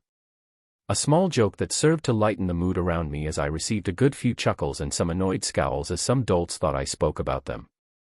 The administrator nodded at his colleagues and the intensity of the scrying lessened significantly. I then focused back on my paper and continued writing, and the moment I finished, I sighed. I wasn't going to present this paper. It just didn't feel right. However, once one of the administrators saw me finish, he used his divine sense, thankfully this time just to check my paper. He smiled widely and came to collect the paper, only to stop halfway as I picked up my brush and started adding more sentences. I looked up and saw the administrator frowning. He was worried that I was going to screw myself over. For his first scrying he had already deduced that I had scored a perfect score, and changing anything would only make the paper lose points. But I don't care about that right now. All I care about is what I present is the truth about spiritual herbs. I continued adding, removing, and changing a few of the descriptions. Then asked for another paper, something that many students found to be needless, as they barely were able to finish the first paper. The moment I wrote the final sentence, the administrator spoke up. Time is up. Please present your papers. If anyone is seen adding anything to their paper, their score will be 0, and they'll be eliminated. The men said, and everyone put down their brushes. Well, time to see how I scored. The final administrator came in to collect the papers and they gathered them over. After a while I heard the discussion between the disciples. Some were arguing on some of the names of the herbs and some complained that they only wrote 900 instead of the full 999, some bragged that they had most right, and some were outright crying. This highly reminded me of my days once after finals. We all talked about what happened, and how we did, but were always surprised by the outcome. As it turned out, the ones who cried the most and said they did the worst always, miraculously, end up with the best results. Damn hypocrites. In my opinion, this was a good exam. Its purpose was to make sure the alchemists have a good memory, and without a good memory, no alchemist can be true to their trade. The group of alchemists started bickering amongst themselves as I saw the oldest man among them holding my 2 papers, looking at me, then back at his colleagues, then continued arguing. Suddenly, the female cultivator spoke to them, and they all nodded to her words. The group turned and began speaking. The test results are out. Any student that didn't receive this token, please exit the premise of the competition. You have been disqualified. The old man said and threw 100 tokens. I received mine immediately, and so did Meng Hao, and Yen Song, as did many other kids that I remembered having a confident look on their faces. As for the rest, they began grumbling and complaining. Thankfully, no case of cheating had been realized. As for the lowest score in this test, it's for Zhu Yoru, of 923 correct answers. Anyone that scored below it has been disqualified. Zhu Yoru was a young man that looked no older than 12, and when the rest of the group heard how high his score was, they were shocked still. Many thought that getting at least 800 would mean that they qualified, but they severely underestimated the capabilities of the participants. As for the first 5 disciples, we have Yen Song 5th place with 994 points. Not bad, she has a good memory. I didn't expect the little princess to be so capable. A few spectators from the Spirit Sword sect clapped and cheered when they saw their beloved little girl greeting such high ranking. 4th place. Lao Fei saw 995 points. This was a boy with dark skin and had a savage handsomeness to his presence, bare-chested, perked pecs and muscles thumping. He would look more like a barbarian brawler than an alchemist, but appearances are deceiving. 3rd place Ming Du, 996 points. This boy looked like a disgruntled young noble. He was tall and had a presence that matched his noble and clearly expensive robes, but the look on his face was that of a sour loser. 2nd place, with a remarkable score, Meng Hao, 999 points. The old man spoke. Oh, little Meng Hao scored so high. However, the man's words didn't make the audience cheer or speak up. They were all surprised and shocked. How come he has a perfect score and is only a 2nd place? This was definitely the question running through everyone's head. As people's murmurs grew louder, the old alchemist held his hand up. I know what you're all thinking, but we have made many trick questions within the test hoping that the participants would catch on. Other than one person, no one managed to figure out the tricked herbs. Though we have scored everyone on their memorization ability, we made a secret rule that if anyone was to recognize the mistakes within the description, they would be given additional points. And only one competitor managed to figure out the mistakes, and most impressively, he found all of them. Shen Bao, 1st place 1256 points. The adoration, cheers and shocked looks on the people around me were only natural. But the most interesting thing was these alchemists. I grinned, not because I got 1st place, but how these shameless alchemists just outright added a secret rule just to save their face for their own lack of knowledge about the very test they had given. Shen Bao, who is your alchemy master? I received a message right through my head. I couldn't use telepathy yet, but I wrote a line on my hand and the owner of the said voice used his divine sense to read my palm. Secret, it said. And I heard a sigh in my head before the divine sense disappeared, no longer bothering me. The rewards for this test shall be awarded once the competition is over. For the 100 participants that have succeeded, please proceed to the tables in front of you. You have proven yourself capable and can continue on to the next part. We approached the testing area where everyone was assigned a table that had several herbs alongside it. Do you all have your cauldrons, or do you wish for us to present you with one? Asked the alchemist. Though his question was not needed to even be uttered, because no one in their right mind would come here without their own cauldrons. Everyone pulled out their cauldrons, and I was amazed at the quality of some of them. Some cauldrons were made of extremely rare materials, such as the one Ming Du had. It was a crystalline purple jade cauldron. The temperatures that material can sustain are amazing, and it would be nigh impossible to make it explode using hearth fire. Yen Song also brought a beautiful omni-bauxite cauldron, a dark-colored almost cup-looking cauldron. It was a good material that circulated qi perfectly within it and made the pill-making process less taxing. As for Meng Hao, his cauldron was the most inconspicuous, but at the same time the most mysterious. It was a cauldron that had a demon's head on one side and an angel's head on the other. One handle was made of thorny barbed nails and the other handle had a soft feather design on it. It looked dangerous, and if one didn't understand well about the material that made it, they'd think this was just a well-decorated cauldron as it didn't give off any qi. This was a metal of the 4th tier, comparable to the metal that made my own sword-creeping demise. Meng Hao had some nice treasures. A greedy thought wanted to infest into my mind, but I quickly shook it away. That's his own treasure and I'll never take what doesn't belong to me, especially not from my own friend. Suddenly all eyes were on me, as I was the last one to pull my cauldron. I was actually so amazed by the cauldrons that everyone had, that I have forgotten to pull my own. And when I pulled my pot-like cauldron made of the not-so-rare and easily found meteorite ore, even the administrators had a look of pity on me. "Ha, so much for a grand alchemist, you're so destitute you can't even afford a good cauldron." Ming Du, the 3rd-place owner, spoke. I grinned at the little kid. Well, you'll need all the disadvantages you can get. After all, it's not the cauldron that makes an alchemist's skill. My words were heavy on the kid's heart as he humphed, unable to retort again. I received a mental message, this time from the emperor himself. Shen Bao, I do believe now that you only started alchemy a few months ago. A meteorite cauldron is not even fit for amateur alchemists. Do you wish for me to procure a better alchemy cauldron for you?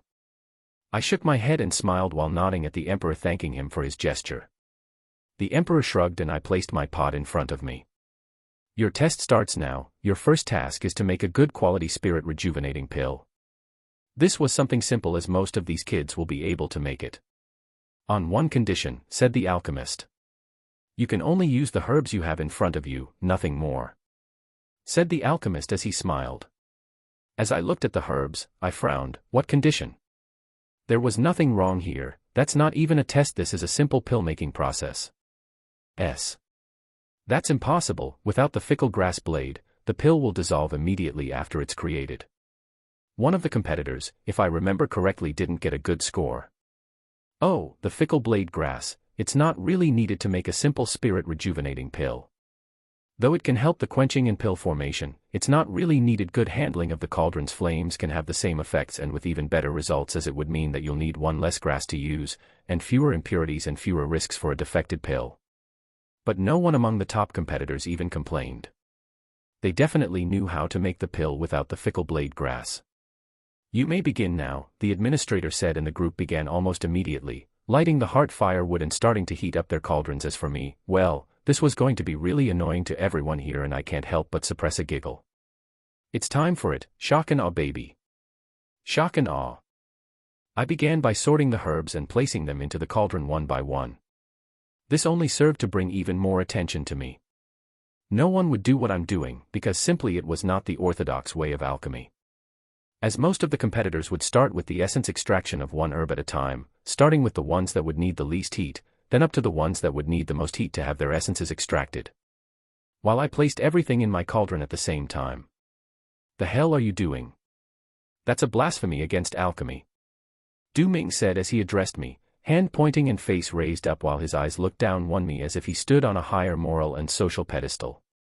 Little kid, this is a test of one's alchemy, not how loud you shout nonsense otherwise. I'm afraid no one would be your rival. Take that double jab, little bitch. Ming Du, focus on your own alchemy, and please don't directly disturb your fellow alchemists. The administrator sternly admonished the kid, who immediately looked back at his cauldron, grumbling profanities under his breath. But the administrator's own eyes were focused on me nonetheless. He was definitely thinking along the same lines as Ming Du. But I didn't care. There is a huge gap between this crude thing you call alchemy and the receptorism of the poison god. Though I still don't have the required heart flame to do receptorism, I'll have to make do with what I currently have.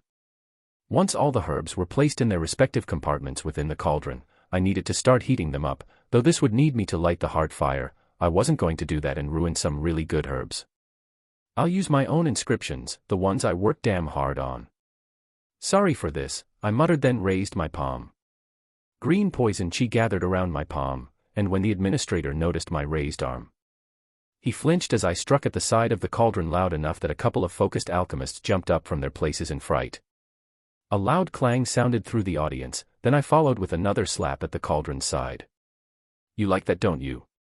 I jokingly said to the cauldron, then struck a third time. Some began looking at me weirdly, but I didn't really care enough to humor them. With every strike, more alchemists would lose focus and start angrily at me and my eccentric ways. Are you planning on winning by disturbing everyone else? One of the random cultivators spoke up. The administrator came to me and said, you're distracting the rest of the alchemist, Shen Bao. And what are you doing? He asked, looking intently at all the inscriptions on the cauldron. I slapped the cauldron one more time and said, look for yourself. I opened the cauldron that was now steaming hot without any hearth fire being lit. The look of shock and awe on the alchemist's eyes was evident enough that I wasn't fooling around. He turned and called one of his colleagues and spoke. Please create a sound barrier around Shen Bao lest the sound of his ingenious alchemy disturbs more of the participants. The alchemist nodded, and he seemed even happy by the fact that he's able to see a new method of alchemy. Though to be honest, this is just using inscriptions with alchemy. And making use of both. I continued slapping the cauldron, and it heated up even more, though the sound was muffled. Every time I raised my hand I could notice a few cultivators next to me flinch. My hand slapped at the cauldron like a professional drummer. And with every slap, the cauldron's various inscriptions would lit up, and more commands would be evoked, causing the cauldron to either heat up, or cool down, transfer the extracts, eject the useless scum and then merge the extract and coat them.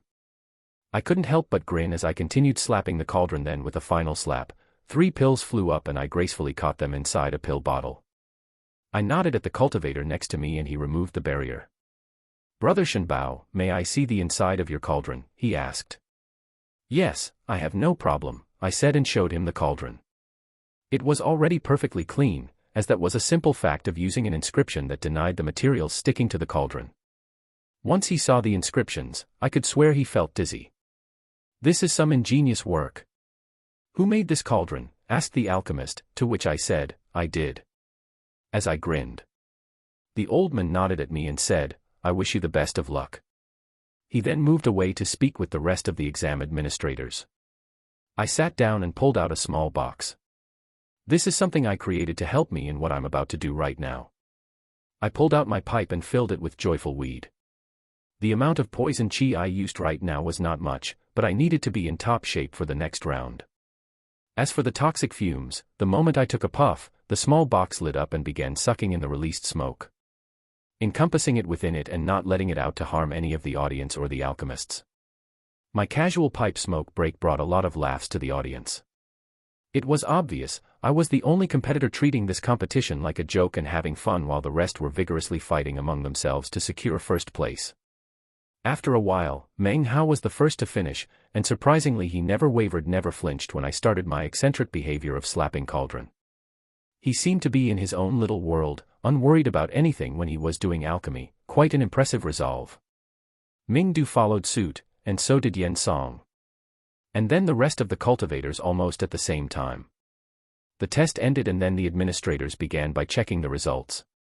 A few cultivators had their cauldrons explode, and some only resulted in sludge. May had cracked pills but the majority had good pills to present. And after an hour, 50 of the original 100 were all disqualified. You have all been qualified to the second round. You'll need to make a soul condensing pill. Once you make this pill, no matter if you win the competition or make it to the top 10, you'll be rewarded a 9th grade alchemist token provided by the guild. The leading administrator said. Soul condensing pill, fuck. I'm screwed. The rest of the 50 all smiled and had a happy atmosphere about them. I have some grievances. Ming-Du said, fellow alchemist Shen Bao had been the cause of many alchemists to lose focus. I say he should be stripped of the right to partake in the next alchemy test. This guy really has it for me. Is it because I got first place twice in a row? I mumbled under my breath. Though something like that did happen, many cultivators kept their focus and continued their alchemy. A good alchemist needs to be fully focused even if the world was being turned upside down. We can't have alchemists lose their bearings for every single little thing. This will actually teach them to have more focus on their work. Take Meng Hao for example. He was so focused on his pill making that even when a furnace exploded right next to him, he managed to catch a shard of the furnace with his hand lest it would contaminate his own cauldron and continued working as nothing had happened. This is a testament to will and patience and focus. You should all learn from him. Something like that happened, man, that's so badass. Meng Hao really looks like the main character. I jested to myself. Still, dejected Ming-Du added, still, his cauldron is nothing but a meteorite steel cauldron, and it has some inscriptions on it. Wouldn't it be unfair for the rest of us? This is clearly using external tools and is considered cheating. I made this myself. I didn't use external aid, I replied shrugging. And I polished the moon and lit up the sun. We can all lie. Ming-Du crossed his arms and looked at me haughtily. You're cheating. It doesn't matter, one of the alchemists spoke. This one was the one who spoke about executing any cheaters. The next test isn't something that a meteorite cauldron can handle. The alchemist said. And he couldn't be more right. Because the soul condensing pill needs far greater heat than what the meteorite steel cauldron can sustain. Damn, I think I'm really screwed this time. Though the cauldron I got from Shisong's holding bag was good, it was already contaminated with my poison chi and I can't use it to create anything but poison pills. How about now, do you not need me to provide you with a cauldron of your own? The Emperor said to me through a telepathic message. Man, I hate the fact that I can't use telepathic messaging. I'll need to be at least at core creating to have my own spiritual see and access to divine sense. I pulled my brush and wrote on a paper for the Emperor's eyes only. I could use a dragon brass cauldron. Just that. I can get you some of the best cauldrons the Empire has to offer, and you wish for a dragon brass cauldron. Heck, if my little knowledge about alchemy could serve, that's on an even lower quality than meteorite steel cauldron. Yes, I wrote, but it can contain heat better, even if it has bad chi distribution. Also, it would work wonders. I'll put on a show for you that you'll be sure to enjoy. So be it, said the Emperor, and a moment later a royal guard wearing red and silver armors flew towards me. He placed the dragon brass cauldron that looked nothing more than a cooking pot in front of me.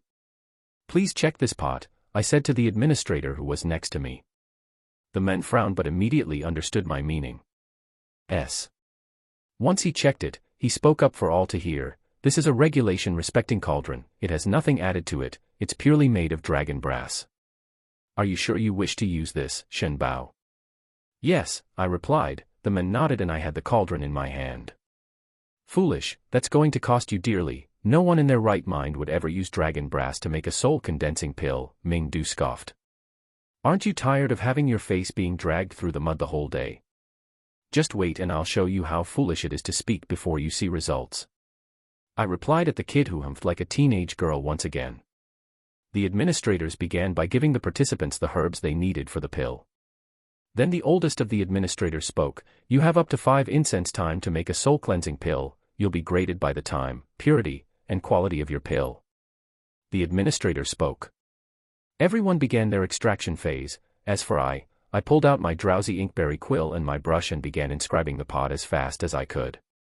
To the amazement of everyone present, my hands were moving at a speed that could only be described as blurringly fast. I wrote as fast as I could, painting inscriptions, regulation of heat, distribution of mass, heat conversion, liquid preservation, and more inscriptions than I could count. I needed to finish this as fast as I can, at least I'll have time to create the pill. Seeing that I won't be able to fully finish the inscriptions in time, I made a risky gambit. I placed my brush within the pot and began writing the extraction inscription on the pot. Then placed an herb inside and slapped the pot while I still wrote on it. I was using alchemy and inscription making at the same time, to the amazement of myself and everyone in the audience. The whole process looked like a madman's dream attempting to do two things at once. How can a person split their mind between alchemy and craftsmanship and do them both at the same time? I didn't know, but I was doing it still, and I was grinning as I inscribed and did alchemy. Though the pot was extremely hot, and I feared that it would actually impact the pill if I were to have bits of my burnt hand falling into the pot, I managed to write the final inscription within the pot right before my hand became a charred mess. Once everything was in place, I continued slapping the pot until the whole spiritual herbal extract amassed itself in the middle of the pot. I had a few seconds to look up, only to notice everyone looking at me. The time was almost up, and everyone had either finished or had their pot blow up. And they were all waiting for me or hoping that I won't make it before the time was up. I slapped the cauldron one last time and 3 pills shot up towards a pill bottle, and I grinned as I definitely had a good pill among those 3. "Humph, you barely made it in time," Ming Du said. "You talk too much," Meng Hao said. "Little brat, do you know who I am?" Ming Du shouted. Meng Hao, "No need to shout at barking dogs, one would think you both dogs," I said, and Meng Hao nodded and ignored the brat who now was fuming at being compared to a dog. The administrators came and began collecting the pills, nodding at cultivators and shaking their heads at others. More than 2/3 of the participants had their pills rejected, either they were cracked or of low quality. And when the administrator took my pill bottle, the administrator sighed, frustrated even. "Once again, Shen Bao scores first place." "What?" Ming Du shouted. "How the hell is that even possible? I made a perfect bright hell, even this brat made a good pill," he said, pointing at Meng Hao. "How come Shen Bao, who was the last to finish, be first? Isn't this test based on time? Or are your rules so fickle that you can change them whenever you want?" Such audacious claims. The punishment administrator, the guy who was gonna execute anyone for cheating, this is the name I decided for him as I don't know his name. "You think our rules are so haphazardly made we change them at our whims? If you can claim yourself better than Shen Bao, can you make this?" The punishment cultivator pulled a pill from my pill bottle and showed it to everyone. The moment the pill was out in the open, a strange atmosphere began gathering around it, as the world's natural qi began amassing itself alongside it. The pill was cultivating spiritual qi, and I grinned. "Pill veins." Ming Du stuttered as he looked at me. And he made a pill vein spirit condensing pill while multitasking, creating inscriptions while doing alchemy, and still suffering through the heat from his pot. Do you believe you have his focus? His commitment and sheer power of will? Not even 1,000 more years you'll need to be half of what he is if you continue with your attitude. The men said and turned. Does anyone has an objection to Shen Bao taking first place? No one spoke. It was clear who the victor was. Shen Bao, the administrator, turned to me. "It would be but a waste of time for you to continue playing with these kids. Even I don't dare say I have greater alchemical knowledge than you. You're hereby the prime winner of today's event and don't need to partake in the next challenge, as you have proved that anything we throw at you would be treated as a joke. I'm not degrading your achievements, but if you really did only start alchemy a few months ago, then I don't believe that the Alchemy Guild even has people capable of mentoring you." The punishment administrator said. "That's no issue," one man said as he flew down the audience. He was wearing golden robes and looked majestic, like a man sent from heaven to witness mortal strife. A man of grandeur and a presence that cowed everyone. Not even the Emperor's cultivation was a match to this person. "I find Shen Bao's talents to be extraordinary. We of the 7 Mountain Peak sect wish to invite you as an honored guest. We will not force you to join us, but our doors are open to you if you wish to join our sect." I heard mutters around me, and among the words I could capture were, "Isn't the 7 Mountain Peak sect a 5th level cultivation sect?" This was huge. This sect was actually only 1 grade lower than the Purple Cloud sect, and if I remember correctly, it has higher standing than the Imperial clan. I could get better information from them on the sect that attacked the Purple Cloud sect. "I'll be honored to be a guest within your sect. I'll make sure to pay you a visit as soon as I can. The way to the 7 Mountain Peaks is far. You'll need guidance, though I'll respect your wishes if you don't want me escorting you. I'll leave you with a map to our sect and this token that you can present when you're at our gates." The men threw the token towards me and I pocketed it right after I read, "Esteemed guest," written on it. I nodded at the men, who then disappeared out of sight. Suddenly everyone began congratulating me on the opportunity one just received. And among them was even the emperor, though I felt a hint of apprehension on his face. Shen Bao, that invitation. I don't think it of pure intentions. Come meet me at my palace, I'll send someone over to pick you up. Well, that doesn't bode well. I took the emperor's words to heart and excused myself from the crowd. The competition continued, and apparently with me removed from the venue, many of the alchemists felt more confident about their own ability. The later parts of the competition were bound to become heated up. An imperial guard came over and asked me to follow after him. And once I was in the presence of the emperor, he clapped his hands and everyone left the area, leaving me and the emperor alone. Shen Bao, may I ask how old are you? The emperor asked. About 84, I said. 84 and still stuck at the foundation establishment, such waste of talent. The emperor said. But I doubt it has anything to do with your own talent. You have prodigious talents, a genius mind, still I can't understand how you can't go beyond your current level. I shook my head at the emperor. Unlike the kids you saw today, I only started cultivating less than a year ago. Oh, then that explains much. Still, it's such a shame you couldn't cultivate earlier. You'd have rocked waves within the continent of Zhou, I'm sure of it. Opportunities present themselves at different times for everyone. My time came late, but I won't complain. I shrugged. Zero. Good optimistic view, I admire it. Still, back to the real reason why I invited you here. The Seven Peak Mountain sect is not what you would think. The emperor said. Is it a sect that will take any possible chance to either bind me to them or force me to reveal my alchemical knowledge? Is it a sect that will try to enslave me and make me bend the knee, chain my will and freedom? Or is it all of the above? I said and waited for the emperor's reaction. His calm, steadfast yet grim expressions were all the confirmation I needed. If they are such sect, then you don't need to worry. In a world of cultivation, if one is too weak to hoard their knowledge and treasures, then they are undeserving of it. I won't bend my knee, even if I have to run to the depths of the earth. Good. I have an even greater admiration for you, Shen Bao. You don't scare against the odds. If you know about the primordial dragon serpent chasing after me, this 7 Mountain Peak sect is nothing but a minor nuisance.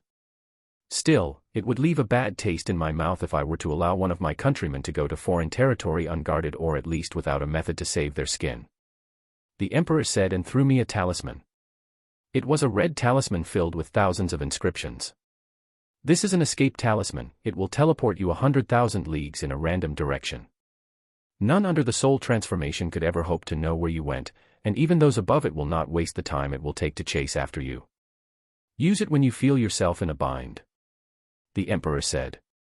I took the talisman and cupped my hands at the emperor. Many thanks, I'll make sure to repay the favor. How about I fix that dagger of yours? I asked. The emperor smiled. That talisman is worth an entire kingdom. A mere dagger is of no significant value compared to it. This is a favor I have given, and I expect it to be paid back in the future. The emperor said. Then I owe you a favor, I said and placed the talisman in my holding bag. What are you planning to do now? The emperor said. Since the 7 mountain peaks are expecting me to come to them, I'll need to leave the country of Zhou. I can't cause you trouble. Good, sensible, and responsible, thank you. The emperor replied. But, before I leave, I'll need a lot of materials. I have some things to make and craft before I ready up to journey to the 7 mountain peaks, I replied. Then be sure to visit the Imperial Pavilion. I'll leave word with them so you may procure things at reduced costs. If you have any other request, mention them to the clerk there and I'll see if I have anything in my personal treasury. Many thanks, I said as I cupped my hands again at the emperor and turned to leave. Then I remembered something. Since I already have the talisman in hand, I could just ask. Do you know about this? I asked as I showed the emperor the sex sigil of one of the cultivators that attacked the Purple Cloud section. 3-legged crow. The Dark Yang sect. Where did you get this? The emperor asked. Do you know about the Purple Cloud sect? Yes, it's a minor sect within my country, nothing too fancy, but what do they have to do with a 5th-tier sect? This one is even grander than the one you're going to visit. The emperor said. This means you don't know yet. The Purple Cloud sect has been razed to the ground a couple of months ago. Courtesy of this exact sect. Now that I know their name, I'm a step closer to my agenda. Shen Bao, the Dark Crow sect isn't something a mere foundation establishment can challenge. The mere thought of trying to challenge them will award you with an untimely death. The emperor replied. I know, I'm not strong enough yet, and still don't understand the power difference between sects and their tiers. How come you're a soul formation cultivator and the only lord over a country? You're comparable to a 7th tier sect. What makes other sects higher in tier? I asked. Since you already said that you just started cultivating a year ago, this information must have been hidden from you. Simply put, quality and quantity. I alone am the only soul formation cultivator in the entirety of Zhou, and with the alliance of a couple of sects, my country is left alone and away from strife. Though I have many sects under me, the highest cultivator among them is barely a nascent soul cultivator. As for 6th tier sects, a soul formation cultivator can only be an elder, and the sect master is usually either at the peak of soul formation or had taken the first step in the soul transformation level. The higher you go, the more you'll need, and just to put it in perspective, an ascendant can only lord over a 4th tier sect, such as the Dark Crow sect. But since the planet we're on has barely any Saint Chi, most cultivators once they ascend they leave the planet in search for higher planes of existence, where they'll find Saint Chi and cultivate their ascendant statues to become higher. The emperor replied. Then there are no 3rd tier sects on this whole planet? I asked. The emperor shook his head. A 3rd tier sect will need a saint-level cultivator, something that the whole Chi in this planet cannot provide. However, there is a nearby planet that has the possibility to nurture Saint Chi. It's called planet Gtion. It's far larger than this planet and has greater resources. That's the destination of most ascendants. None stays here as it will delay their cultivation, and the ones that stayed are acting as big fish in a little pond, bullying the weaker cultivators. The emperor explained. I nodded. Right, but the poison god mentioned of the existence of holy grounds, how many cultivation levels there are. And look at me, I'm still stuck in foundation establishment while there are so many levels up ahead. Damn, I need to step up, or else I'll be mowed down by this whole cheesy power creep scenario. Thank you for your time and explanation, I'll keep it to heart. I'll be heading off right now, I said. Godspeed, child, Godspeed. I left the palace and headed straight to the pavilion. It's time I go crazy about shopping. I already have too much money for it to sit in my holding bag doing absolutely nothing. Not to mention I need a lot of materials for the upcoming venture. Once I was inside the pavilion, the woman who received me the last time came with a token in hand. This was from the emperor. It'll give you a 30% discount on everything you purchase and a single free pick from the whole pavilion, she said. Her tone was deferential and welcoming as always. Right, thank you, I said and asked, where are all your spiritual herbs? I said as I looked around the various items on the lower floor. The 3rd floor, you have anything in mind? She asked. I just want to see what you have for sale, I'll decide when I'm there, I said, and she nodded and led the way. We climbed up the stairs of the pavilion and entered the 3rd floor. It was a vast space full of showcasing glass cubes. Spiritual herbs were planted and well preserved within them, and there were plenty. I'll take everything here, I said without batting an eye. The girl looked at me bewilderedly and nodded. Right, then, I'll have everything summed up and handed to you once you're prepared to leave. Anything else? She asked as she gave a courteous bow. Yes, I want to take a look at the metals and crafting materials you have, I replied. No need to treat me like some sort of nobility, I'm just a customer, I added. More reason to, customers are kings. She smiled, then added, we'll go to the craftsman's workshop, please follow me. As we were going towards another floor, something caught my eye. It was a cylindrical hollowed slab of metal, and almost immediately the hair on my skin stood to no end. Is that a cannon? I asked. Oh, yes, it's just a mortal weapon. Some craftsman wanted to inscribe it, and make it usable for cultivators, but he couldn't manage it. The metal was either too heavy to support the inscriptions, or the explosive material was too powerful, it would destroy the cannon. Anything that could be used to kill a cultivator added to the cannon would usually destroy the material. It was only used once and it still cracked. An ingenious idea, but it was met with failure. The woman said. Yeah, because he is stupid. Why the hell do you even need to add explosive material? You can simply inscribe a pressure inscription, but hang on, that will actually harm the barrel. More questions began popping in my head and other theories debunked the other, and other questions appeared. Size, speed, weight, material, the interaction, cannon. Why cannon? A handgun? Yes, that would be better, small, simple, easy to carry, and could be used sneakily. But a handgun will have the disadvantage of being light and won't carry much power. But that's if I'm thinking of creating something like this cannon, a flintlock. No, too much work for little effort, and I won't be using gunpowder anyway. A revolver. Yes, it could work. Actually, it's even better because this way I can inscribe the gun and the bullet, have two inscriptions that complement each other to create something new. This way, even if someone were to have a look at the gun, they'll have no way to replicate my success, as I have the whole diagram split between two parts. Still, I need proper material, and I kept on rambling as my mind began working on overdrive, and when the woman saw me contemplating, she was polite enough not to rudely wake me from my stupor. And I continued thinking about all the possible things I could add to this gun. Damn, but the bullet speed, no matter how fast, will be easy to dodge for high-tier cultivators. It could even be deflected and blocked by armor. But what if I add a penetration inscription on the bullet? Or even yet, why not put a poison pill inside the bullet? This way, if the bullet manages to penetrate through one's body, it will infuse the pill into their bloodstreams, killing them instantly. Damn, even if the person on the bullet's end was to strike away from the bullet, the pill would blow up in his face, poisoning him. Damn, so many amazing possibilities and so many doors to explore. I grinned as I said, "Show me the material room, and your strongest yet lightest metal in possession." "Right then, please follow me," she said, and I followed after her as we entered the workshop. The workshop had hundreds of different storage areas that held various metals and crafting materials. And on the other side of the metals and crafting materials was a locked door. "This is the item you're looking for," she said as she opened the door, showing me a broken sword. This sword was easily as large as I was, and it had already lost half of its length. It only had its handle and half of the blade. This sword was found in the possession of a convicted criminal. It was confiscated. Many craftsmen tried to melt it to reforge it anew, but all failed. It's a strange metal and we don't know of its origin. The only thing that's impressive about it is its weight.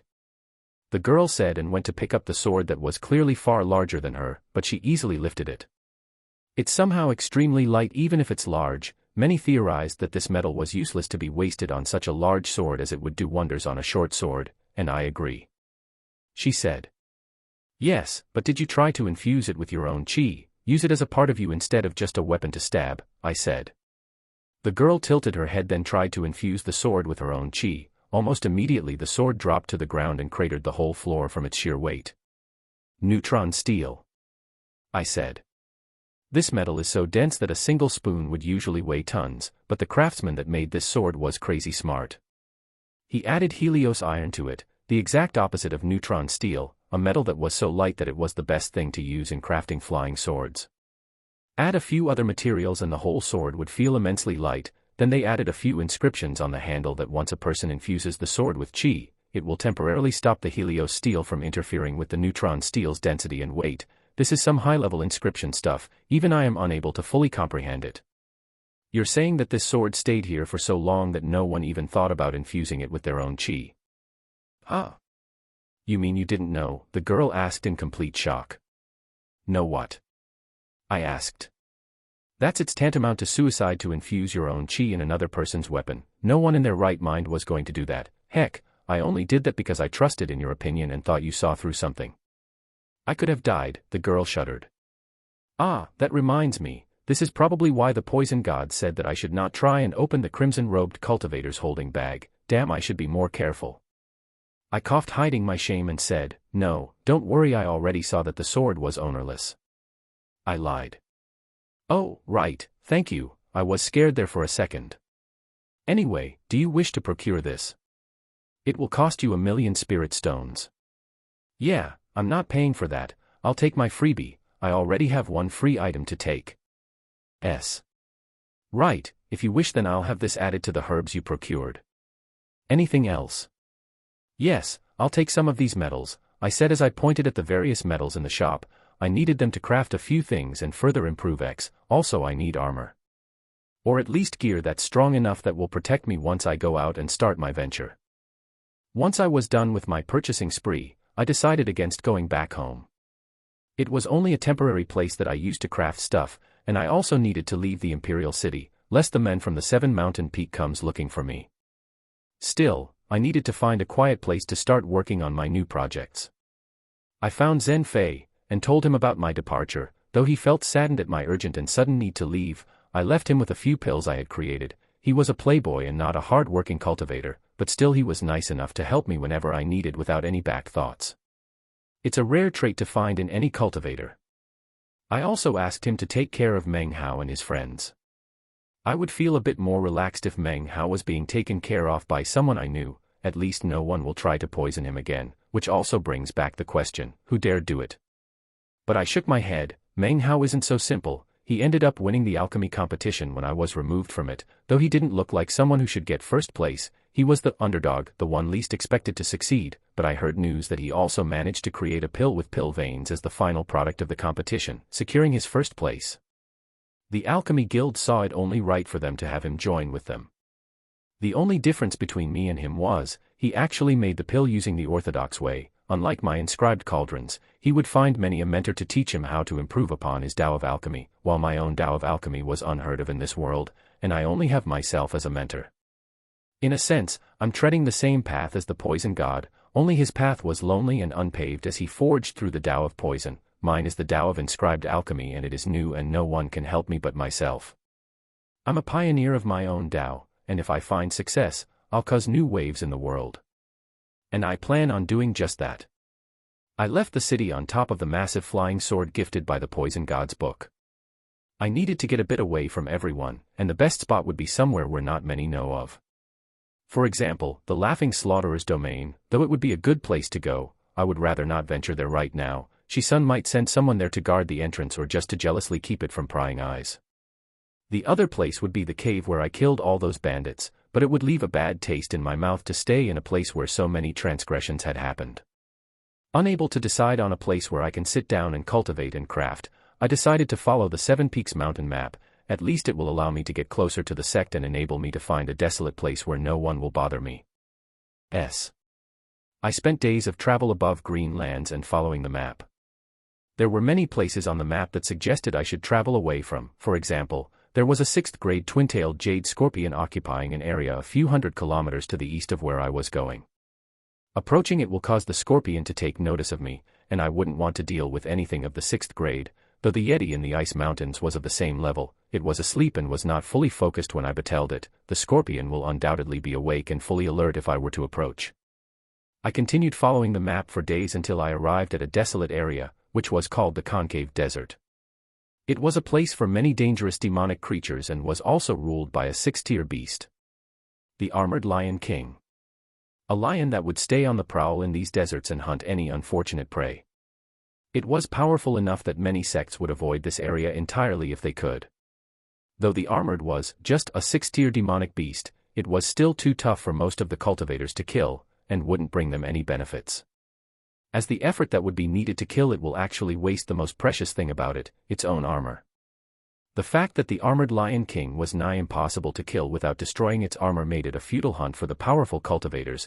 As for the weaker ones, they'd rather avoid him entirely. But this was a good thing for me. At least this place would mean that it's going to be empty of people, and I'd rather be in a place where the only danger was a monster instead of men. I flew over the Concave Desert, which earned its name by the strange geography it had. It had ravines and canyons as far as one can see. It was a mixture of the Great Sahara Desert back on Earth and the Grand Canyon. Golden sand had invaded the towering canyons as would sea does to a city of skyscrapers.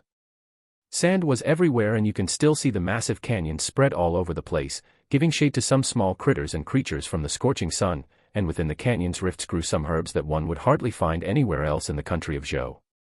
This concave desert was on the border of the Zhou country. Once one go past it, they'll find themselves in the swamps of Balor, an enormous swath of land full of danger and would be the doom of any man unfortunate to cross it without a proper map.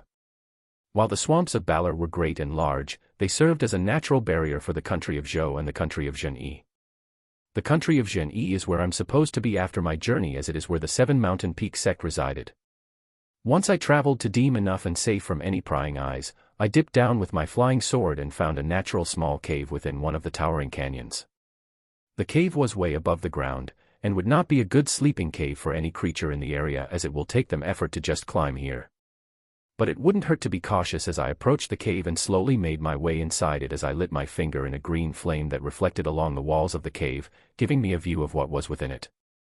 Thankfully, it was empty and didn't look like it was occupied anytime soon. There was nothing unnatural within the cave, bare some small spiders that nestled themselves on the dark corners of the cave prying upon any unfortunate insects that were too dumb not to fall within their webs. When I was within the cave, I sat down and ate a poison pill. I entered a meditative stance to consume the poison and recycle it to poison chi. Once my reserves of wasted chi through flight were replenished, I opened my eyes and waved a hand, opening the Poison God's book and pouring all the things I'll be needing for my upcoming crafting session and alchemy sessions. I was far too below the power level required to contend against the most powerful of sects and secure my safety. However, using my own mind I can make gear powerful enough to stop anyone from coming at me with hostile ideas. Even if I have to become overgeared, I'll make sure that I'm able to instill fear within anyone stupid enough to risk crossing me. First things first though, stand guard at the cave entrance. If anything dangerous approaches, alarm me to it. The puppet, still damaged as I haven't fully repaired him yet, nodded and stood guard at the cave's entrance. Then I began my crafting.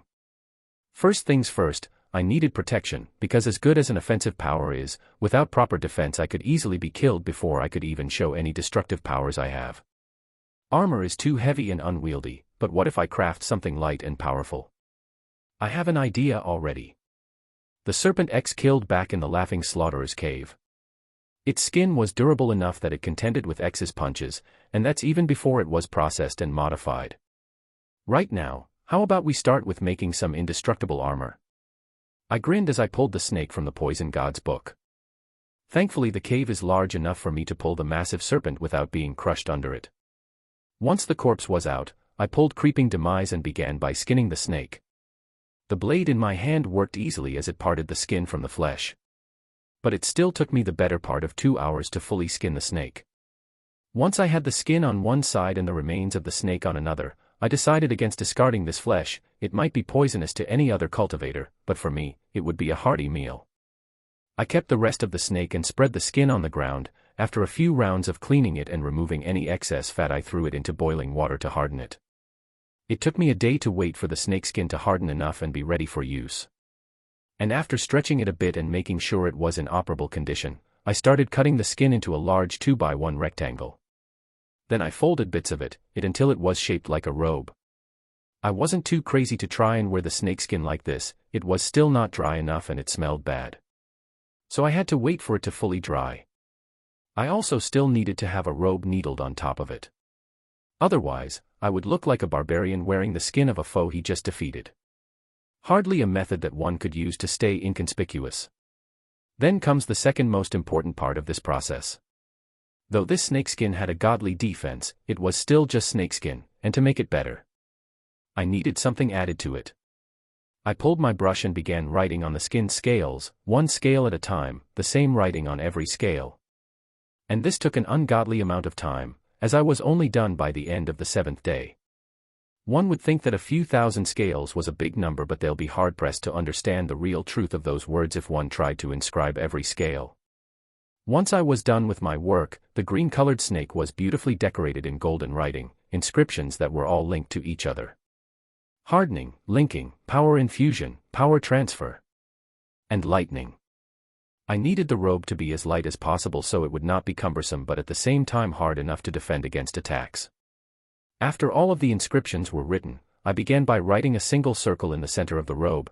This circle was not on the scales but on the inside of the skin. This circle will serve as a central mind of the whole robe. Almost like a puppet's mind, but this circle will serve to absorb chi from the world and power up the scales.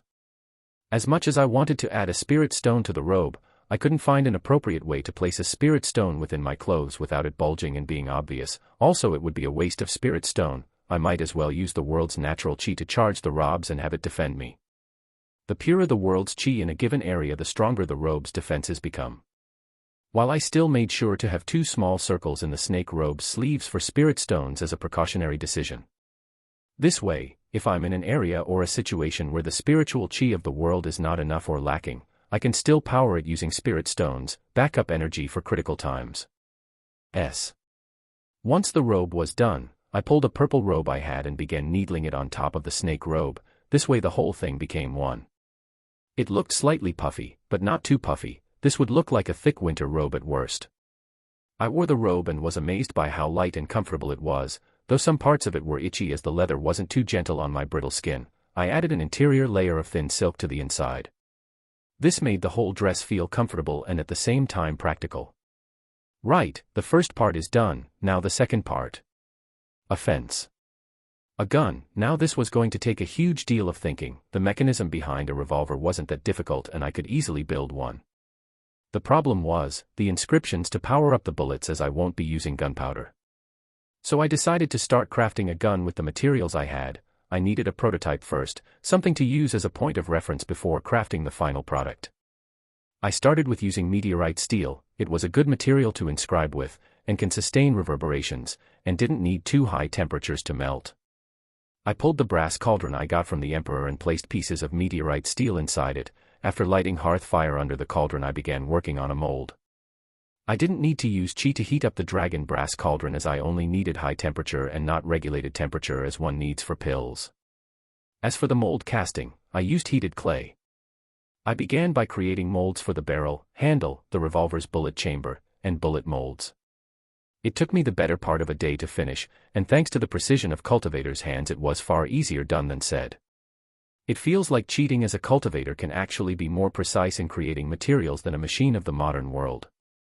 Done with molds, I took note of the dragon brass cauldron and found that the meteorite steel had all melted completely and turned to black tar-like liquid. I grabbed the cauldron and poured the content into the molds. Slowly and surely the molds were full and I only needed to wait for them to cool down. Another day had passed and everything was ready for me to assemble. I ended up with a weird weapon. It looked like a desert eagle combined with a revolver's chamber. The barrel was wide and large and the gun was heavy, and the rotating bullet chamber gave it a dangerous charm. Sweet. As I didn't need to add any intricate parts inside the gun, thankfully, because I only needed the rotating bullet chamber and the trigger in the gun. The rest of the mechanism will be supervised by the inscriptions. I then disassembled the weapon and began inscribing it. I needed to inscribe 4 distinct parts of the weapon. The first, the handle. This will be where the power source will come from. As I made sure to leave a small hole where a spirit stone can be safely placed. This was the only gun in the world that will need 2 types of ammunition. The gun's handle also had a magazine inside it. It was the same you'll find in any modern handgun, a magazine but not for bullets, for spiritual stones that will be used to power up the bullets, since I wasn't going to use any gunpowder. I inscribed the interior of the gun with a power transfer inscription, a reverberation inscription, a focus inscription, and finally a rotation inscription. Since I didn't want the weapon to explode in my face the moment the first bullet is shot, I made sure to write on the barrel a power regulation inscription that I adjusted to 1% of the total power of the spirit stone that will be embedded into the back magazine. This will allow every spirit stone placed within the gun to fire 100 bullets before it turns to dust. Now for the second part, the barrel. Along with the power regulation, I added another rotation inscription to increase bullet rotation as it traveled within the barrel and would give it additional penetration power. Then a shock control option, as once the bullet would be shot, I needed the excess power, or what one would usually call recoil, to not be so strong as to dislocate my shoulder. So the recoil will work in an upward manner to forcibly make the gun stand in place once a bullet was shot. Then came the revolving bullet chamber. I needed a simple inscription there. The moment the trigger is pressed, I needed the chamber to rotate for another bullet to take its place. It wasn't difficult to create. Now almost everything was ready. The whole gun was capable as of right now of shooting bullets, so before I went and started inscribing the bullets I made, I wanted to test the gun's power with uninscribed bullets. I took 6 bullets and placed them in the chamber. Before I took a shot I made sure everything was in place. I had to check and double check, and even go back on my mental notes to see if I had forgotten something. Though a cultivator's mind is sharp and can keep tracks of the most minor of details, it would never hurt if one was careful. Finding nothing worth my worries and the gun in theoretically operational conditions, I grabbed the gun with both hands, aimed at the wall, and pressed the trigger. Results? My shoulder almost threatened to break as an explosive echo sounded when the spirit stone released but 1% of its total power into the inscriptions. The inscriptions worked together to create a reverberation and rotation force, a force that pushed the bullet through the barrel, which also had another rotating inscription that increased the bullet's penetration and velocity. The bullet, made from meteorite steel bore through the stone of the cave as if they were made of tofu, creating a long and deep hole inside the rock. "Holy Mother Mary," I called. Suddenly, X came towards me, then pointed outside. It seems that trouble had come knocking. As I peeked through the cave where I was crafting, I saw something moving down below. Looking at it, it was a lion all right. It was definitely still trying to locate the source of the explosive sound that the gun made. The lion was massive in size. I've seen lions in zoos, and thought a lion in the zoo is majestic and huge. Compared to this one, the zoo lion is no larger than a newborn kitten. This thing was massive, and its name was spot on. It had bone armor all over its body, acting like a suite of protection made of sturdy bones. It had a purple mane that adorned its head, giving it a majestic bearing. As for the rest of its body, it was fully armored up to the teeth. Its own face had bone armor, and only the grim red eyes of his were visible. Though how I managed to see the lion's eyes, who was at least 100 meters down, wasn't just due to how amazing a cultivator's sight was, no, because the lion was staring me in the eye directly. It had already located me and was now on the prowl. It crouched down, then, powered by its massive hind legs, it jumped and reached the cave in one single jump, where it slowly walked forward towards me. X was about to challenge the lion, but I aimed the gun directly into the lion's face. The lion didn't deem the tool in my hand worth the effort of being wary of it, simply because it wasn't a spirit sword, nor did it give off any menacing presence. Poor kitty. I pressed the trigger and my shoulder once again threatened to pop out of its socket. The bullet shot faster than the sound of the explosion and smacked into the lion's skull. Two impressive things happened right here. The first was, the bullet couldn't penetrate through the lion's armored skull, and the second was the fact that the lion stuttered, then fell to his side. Concussed. It definitely sounded like the lion was struck to the head with a heavy sledgehammer, as the lion began frothing at the mouth and shuddering, trying to move to no avail. I thought about using poison breath on the lion and end his misery, but decided against it. This lion was acting on instinct, and it would be a shame to just kill me for no reason. His armor is rather expensive, but I'm not low on money right now. Nor do I need it, as it appears that whatever the armor-making X was, it was already far sturdier than the bone armor on the lion, and I wouldn't kill the beast for armor I won't use myself. I sat down in front of the concussed lion and waited for it to regain its bearing. After a couple of hours, the lion had long since stopped spasming. I sighed, saying, "If you're gonna keep playing dead, I might as well kill you right now." Almost immediately the lion stood on all four and began backing away while growling. His ears were flat on his head, afraid. "If I wanted you dead, you'd be dead," I said. "Now sit down." I called and the lion surprisingly understood me. It seems that creatures of the 6th tier understand language, though they definitely can't speak. They're able to discern the meaning behind my words. The lion looked intently at me, then around the cave, as if studying the things I had been using, trying to understand how it was dealt such a blow without it being able to comprehend how much power had come from such a little item. "You shouldn't have tried your luck against me, still I feel bad for hurting you. Here," I said as I threw a pill next to the lion's paw. He looked worried at first, but after a sniff, the lion gently picked up the treat with its jaws and gulped it in. Soon the lion crouched and looked at me with its big red menacing eyes, trying to mimic a kitten wanting treats. Somehow this felt creepy. "That's the only one you'll get. Now, off you go." I shooed the lion away and it turned with its tail between its legs and jumped down the cave. I took a deep breath and calmed myself. Dude, that was a fragging lion. Unable to even comprehend what just happened, I decided against trying to understand what goes on in the mind of lions. It then began the second part of my trials. The bullet made from meteorite steel was good, but they weren't the best. They easily broke when in contact with tough material. For example, the lion's bones were tougher than stone and the bullet was squished flat against his thick skull. But that's not bad. A metal that can bend and break is good on its own, not just for the shards that it will create when in contact with flesh, but if I hollowed the bullets, I can place poison pills within them. For now, the weapon made of meteorite steel is rather impressive. It didn't bend, break, or overheat, but I'll definitely need to upgrade it. This is but a prototype and it's already doing amazing work. But the fact that I can't use more power from the spirit stones is problematic. I thought about making a gun that can use the entire power of a high-grade spirit stone to shoot one single bullet, but then shook my head. Just 1% is already taxing on my shoulder. I'd rather not risk blowing my entire arm off on some crazy thought. Then, as my eyes landed on X, I grinned evilly. If X was capable of human emotions, I'd swear he'd shudder at what I have in store for him. X, come over, I said, and then he sat in front of me. I pulled one of his arms off and began working on it. I used creeping demise to hollow his forearm, creating a cylindrical hollow within it. Then fitted in a small rotating bullet magazine inside it.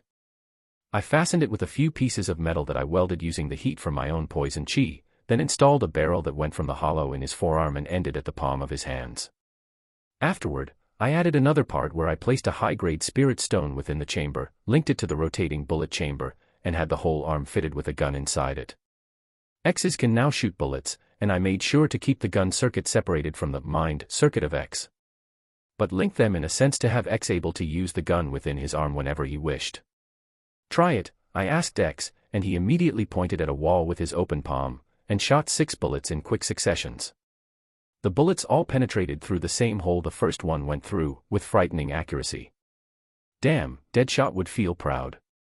I spoke as a wide grin was plastered across my face. You don't need no swords, X, you'll be my little Terminator, give me that second arm. I said, and continued working on X, modifying and changing things, adding and removing. At one point, I could have sworn I went too far.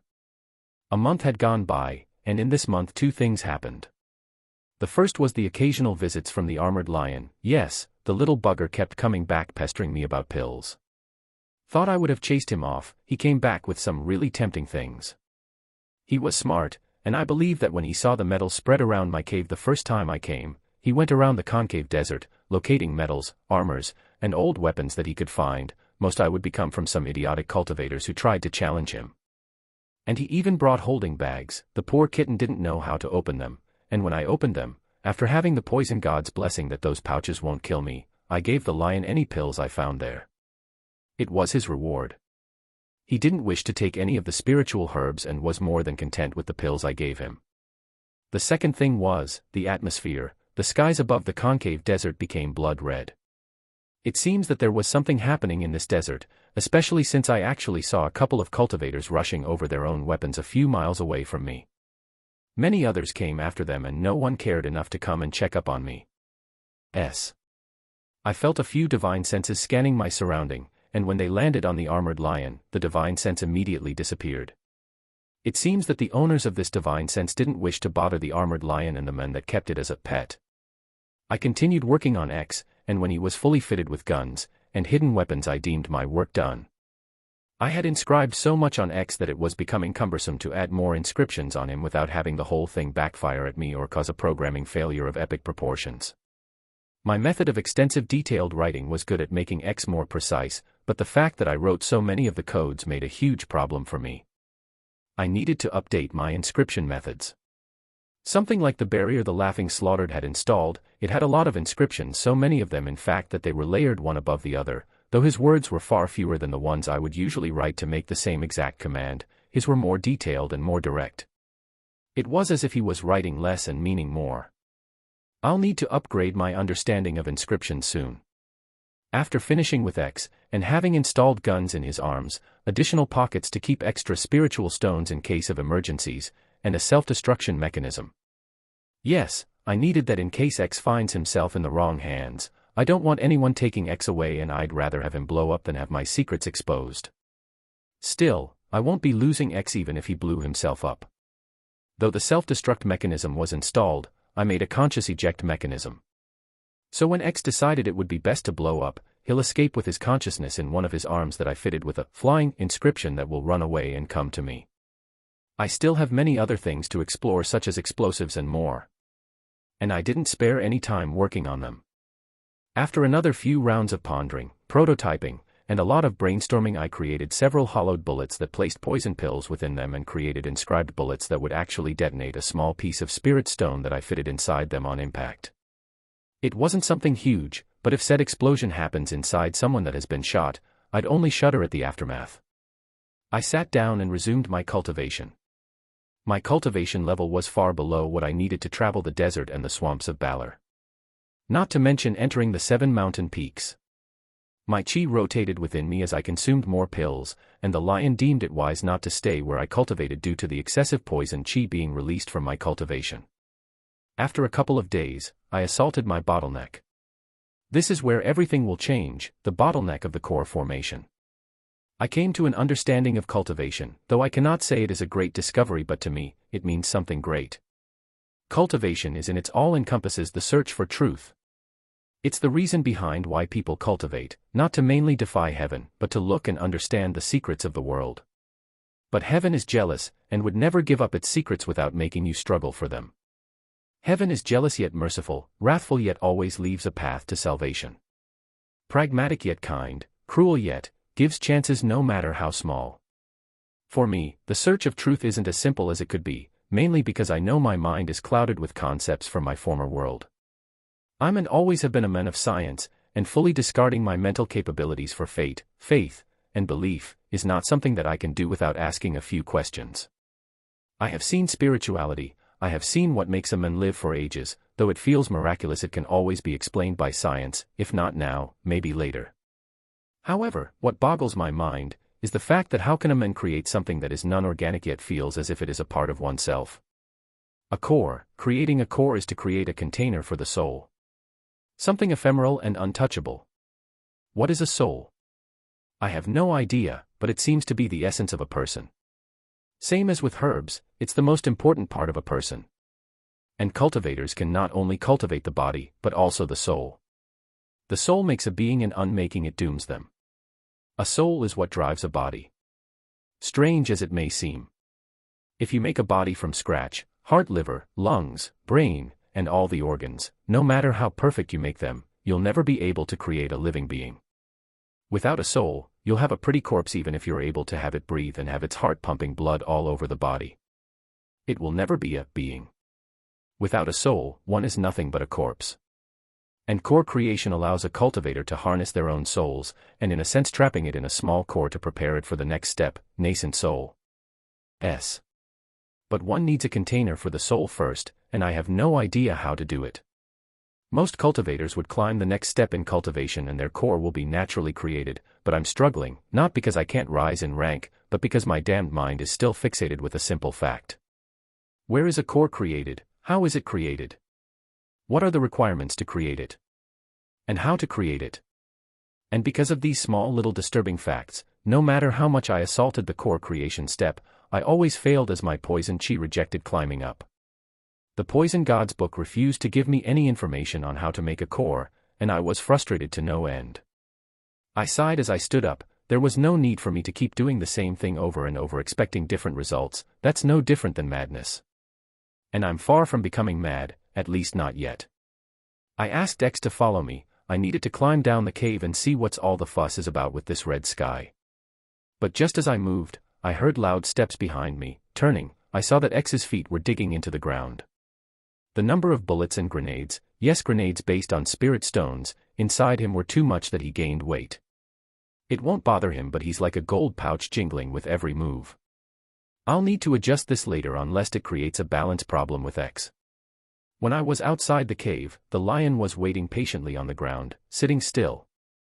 I pulled my flying sword and placed it under me, then flew down. I threw a small soul pill at the lion, to which he gobbled up happily. I'll be going away now, take good care, I said as I patted the lion on the head. The creature understood immediately and had a sad expression on his face. You can't rely on others to raise your cultivation, work hard and you'll definitely reach higher realms. Take good care, little friend, I said, and flew away with X hot on my heels. Yes, X was flying, though I had a good urge to give him jet thrusters under his legs. Like a well-known iron suit-wearing superhero, it was basically impossible to balance him. So, I gave him a flying treasure that I found on one of the pouches the little kitten had brought me. With a few adjustments to the flying sword, it was able to use X's spiritual energy and fly him after me. It took me a few hours to reach a gathering of cultivators.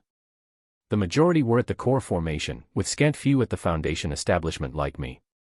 While a good portion were all nascent soul cultivators.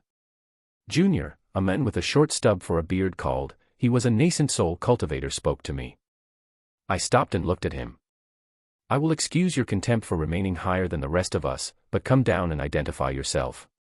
And what if I don't? I have no relation to you or this group, why should I identify myself to you? Many cultivators looked at me, some with pity even. Such insolence, the men said in a bored tone. Then as punishment, take this hit from me, survive and I'll let it go. the man said, and didn't even wait before he swung his sword at me. A massive purple wave came at me. It looked like an attack that was going to consume the whole world. But X immediately flew in front of me, and with a flick of his hand, dissipated the entirety of the attack as if it was nothing. The cultivator was in awe of the puppet's exploit and used his divine sense to try and scan it. But almost immediately many cultivators cried out as they rubbed their now red eyes. "What sorcery is this?" shouted the cultivator. "That'll teach you to try and prey on my secrets." I grinned. I had already placed hundreds of anti-divine sense inscriptions. Nothing too serious, but a sample of it was the moment that once a cultivator's divine sense was to touch X, they'll receive a recoiled backlash causing them to see a very frightening illusion. Something along the line of daggers stabbing right through their eyes, or worms eating them, their flesh burning, or the agony of one being flayed alive. It's easy to create illusions, and since divine sense requires one to extend their own sight to where it doesn't belong, it's even easier to repel with the right inscriptions. It would only take a second, but in that second the cultivator who tried to pry on X's secrets will suffer several torturous events at once, making their mind in shambles. It seems that Brother Lao Yen had offended someone from a prominent sect. "May I ask what's your name, fellow junior cultivator?" asked another slightly plump cultivator in yellow robes. His eyes were up to no good. "I'm Shen Bao." "And from what sect does Brother Shen Bao come from?" asked the same old man. "It would be polite to tell me your name first before I reply to any of your inquiries," I replied in a slightly agitated tone. "Right, I've forgotten my manners. I'm Yi Fei, a small elder of the Soaring Mountain sect, and the person who you were talking to just now is Lao Yen, an elder of the Tianji sect." "I'm Shen Bao, as I've said before, and I don't belong to any sect," I said, waiting for the expressions that I just witnessed. Greed, it was plain and obvious on most of their faces. "But that's just for now," I replied. "What does Junior Brother Shen Bao mean?" asked Yi Fei. "I'm to present myself to the 7 Mountain Peaks sect soon, and seeing this strange event happening I decided to investigate while I traveled to the sect." Now let's see their expressions after hearing the name of the 7 Mountain Peaks sect. "Ah, the 7 Mountain Peaks, that's a great sect, but sadly it's very far. Would Junior Brother Shen Bao like us to accompany you, of course after we're done with this small venture of ours here?" "I'm good, thanks for the invitation," I shrugged. I find it rather difficult to imagine that a sect such as the 7 Mountain Peak would be interested in someone from the country of Zhou. The first elder Lao Yen spoke with a venomous tone. "Seems that you're lacking in imagination then," I replied, and showed them the token that the emissary from the 7 Mountain Peaks had given me. The token glowed in my hands and the writing on it was clear to everyone. "It seems that Brother Shen Bao is once again right, Lao Yen. You should apologize for offending our little friend," the fat man said. "It seems that this person is really not good. He's trying to create discord between us. It's obvious that the other cultivator's pride won't let him apologize to a mere foundation establishment cultivator and want me to take offense in the fact that he won't apologize. Then use the sect behind me to come at Lao Yen. So despicable." I waved my hand. "No worries, I didn't take offense. It's only natural for one to be on guard. After all, none knows when one's enemies lie," I replied, and manipulated my sword to descend. My words were obviously not what the fat man expected, and seeing the now relaxed look on Lao Yan's face was enough to understand that the situation was defused. "Thank you for giving this old man face. If you want to venture into this dungeon, I'll make sure to aid you when I can." These words unexpectedly came from Lao Yen, who antagonized me first. But seeing that I gave him a face, he is willing to help. To hell with this damn expression. What the fuck is this face? It seems stupid, it's meaningless, and has no damn basis. It's strange and outright mind-bogglingly stupid. How can one come to terms with what action gives and loses face? Who the hell decided that a certain action gives face and another one loses face? And how the hell did they agree to it? Wait, I know, they agreed to give face. Fuck. My inner rant was thankfully unnoticeable on my face. I didn't want Lao Yen to think that I thought little of his help, but I'm mighty curious of what's going on here. "So what's happening here?" I asked. "Seems that a demon gate opened. It's a chance opportunity for the younger generation to enter and gain battle experience," Lao Yen said. "Demon gate? What's that?" I asked. "It is an unnatural event that occurs every few thousand years. We couldn't pinpoint the exact time, and it's so random. But the thing is, a gate will soon open here and it will take cultivators to a land of demons. The rules will be explained once the cultivators enter. But be warned, demonkin is not so nice and is full of deceit. I have a few disciples who will enter and you can go with them, they'll explain everything in detail. Also, I wouldn't rely on that flying sword. Going into the demon lands means that all flight is prohibited by the laws of that very world. Lao Yen explained. You've forgotten about the Lord's ranking and other gates, Lao Yen.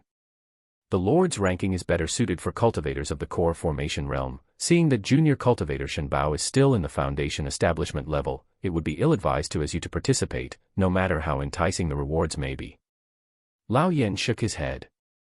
This demon land seems interesting enough, I thought to myself. Experience comes with battle, but if you're too worried to make a name of yourself in the demon lands, you can still venture in the wastelands surrounding the city. You'll perhaps chance upon a fortuitous encounter, though I highly doubt it. The fat man shrugged. I would be fine, I suppose, I said as I hinted at X. Sadly, the demon lands imposes heavy restrictions upon the assistance of puppets, or corpses. You'll find your puppet more burden than aid in the demon lands, don't count on it much. I wish you the best of luck though, because the gate is about to manifest. Lao Yen said as he looked in the distance. Like a mirage, the ground and air began to wobble and shake as if it was overheating, then a gate of magnitudes impossible to gauge with one's simple eyes manifested. It was magnificently large, and was decorated with the heads of men, beast, dragons, and demons. It looked like a gate to the pits of hell. The black gate opened, revealing a purplish cyclone that slowly rotated. Disciples from different sects rushed inside it without regard to prudence or safety, as if they had done this thousands of times before or were sure and certain of this gate's safety. Wu Di, Lao Yen called, and a young man, so handsome that his face would topple kingdoms and would make virgins cry at night if he wouldn't spare them a glance, appeared in front of me. He wore a magnificent white robe that matched with his white hair and had a fan on one hand. He had a strange charm, he looked like a young prince, but if I didn't know better, I'd say appearances are deceptive. Take good care of Shen Bao, the cultivator said. I will do, the man nodded and looked at me. Shen Bao, make sure to stick close, no one would dare offend you if you're with me. He said in a comforting manner. Now let's see what these demons have in store for us, shall we? He said as he covered a smile on his face with his fan.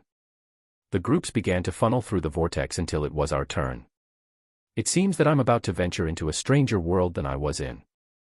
And for some reason, I was highly anticipating this. The cyclone sucked us inside it, feeling my vision perturbed, and then swam. Suddenly, the light was no longer distorted and I was able to see right again. Only I was in a land that was far different from where I was. The only thing that was the same was the sky. It was a bleeding red and there seemed to be no sun in the sky, but it felt like it was morning.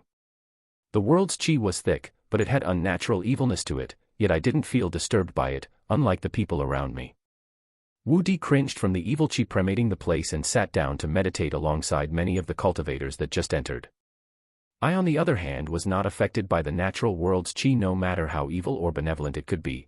I existed separately from the world's chi as I needed nothing but my own poison chi. Looking around, I saw what seemed to be a living forest that had sprouted and lived for eons within this deserted place.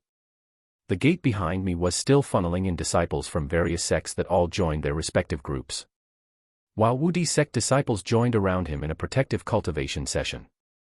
I further inspected the surrounding. The ground was made of a mix of red sand and dirt. Jagged rocks protruded from all over the place, and among them lived some old decrepit weed that should have no business being alive. As it seemed that it was too dry to live, but live it did. The weed in this place was stubborn if nothing else, as the chi disallowed them the right to turn to spiritual plants. As for the forest, the trees within it were so massively great that some of them would undoubtedly contend with small mountains at scraping the skies. Yet the trees themselves looked evil, as something coming from a fantasy forest. The trees were dark, and had more thorns than black jagged leaves. Their roots protruded through the ground and would give off the feeling that the tree could easily uproot itself to move around, giving nightmares a life of their own. The demon lands is within this evil forest. We'll have to make our way towards it, but Brother Shen Bao, I'd advise if you stay close, and once we're inside the demon lands I'll have a group of cultivators stay with you while I undertake the ranking tourney. Yeah, I still have no idea what's going on here, I said. Right, this is a cursed land. It is said that an old and powerful cultivator had been wronged by the race living here and he condemned them to eternal imprisonment. None of the demons here can go beyond the nascent soul cultivation level and they're unable to leave. However, the cultivator left them a path to salvation, the Lord's ranking. If they slay their way to the top and achieve victory over their foes, they'll be able to leave and venture into the outer world. I suppose they're required to kill human cultivators? I asked. Yes. Then why is everyone presenting themselves so happily to the butcher's block? I asked. Though your idiom is somewhat strange, I understood your meaning, but no, cultivators from our world are far more powerful than these demons. It's even rare to find a demon capable of killing a cultivator of the same rank. We're actually the butchers in this scenario. Seems rather horrid and unfair to me. We're actually killing prisoners for a cultivator that had probably died a long, long time ago. Wu Di shrugged. It's the law of this small world. The demons aren't complaining anyway, it's a way for them to escape. Wu Di replied.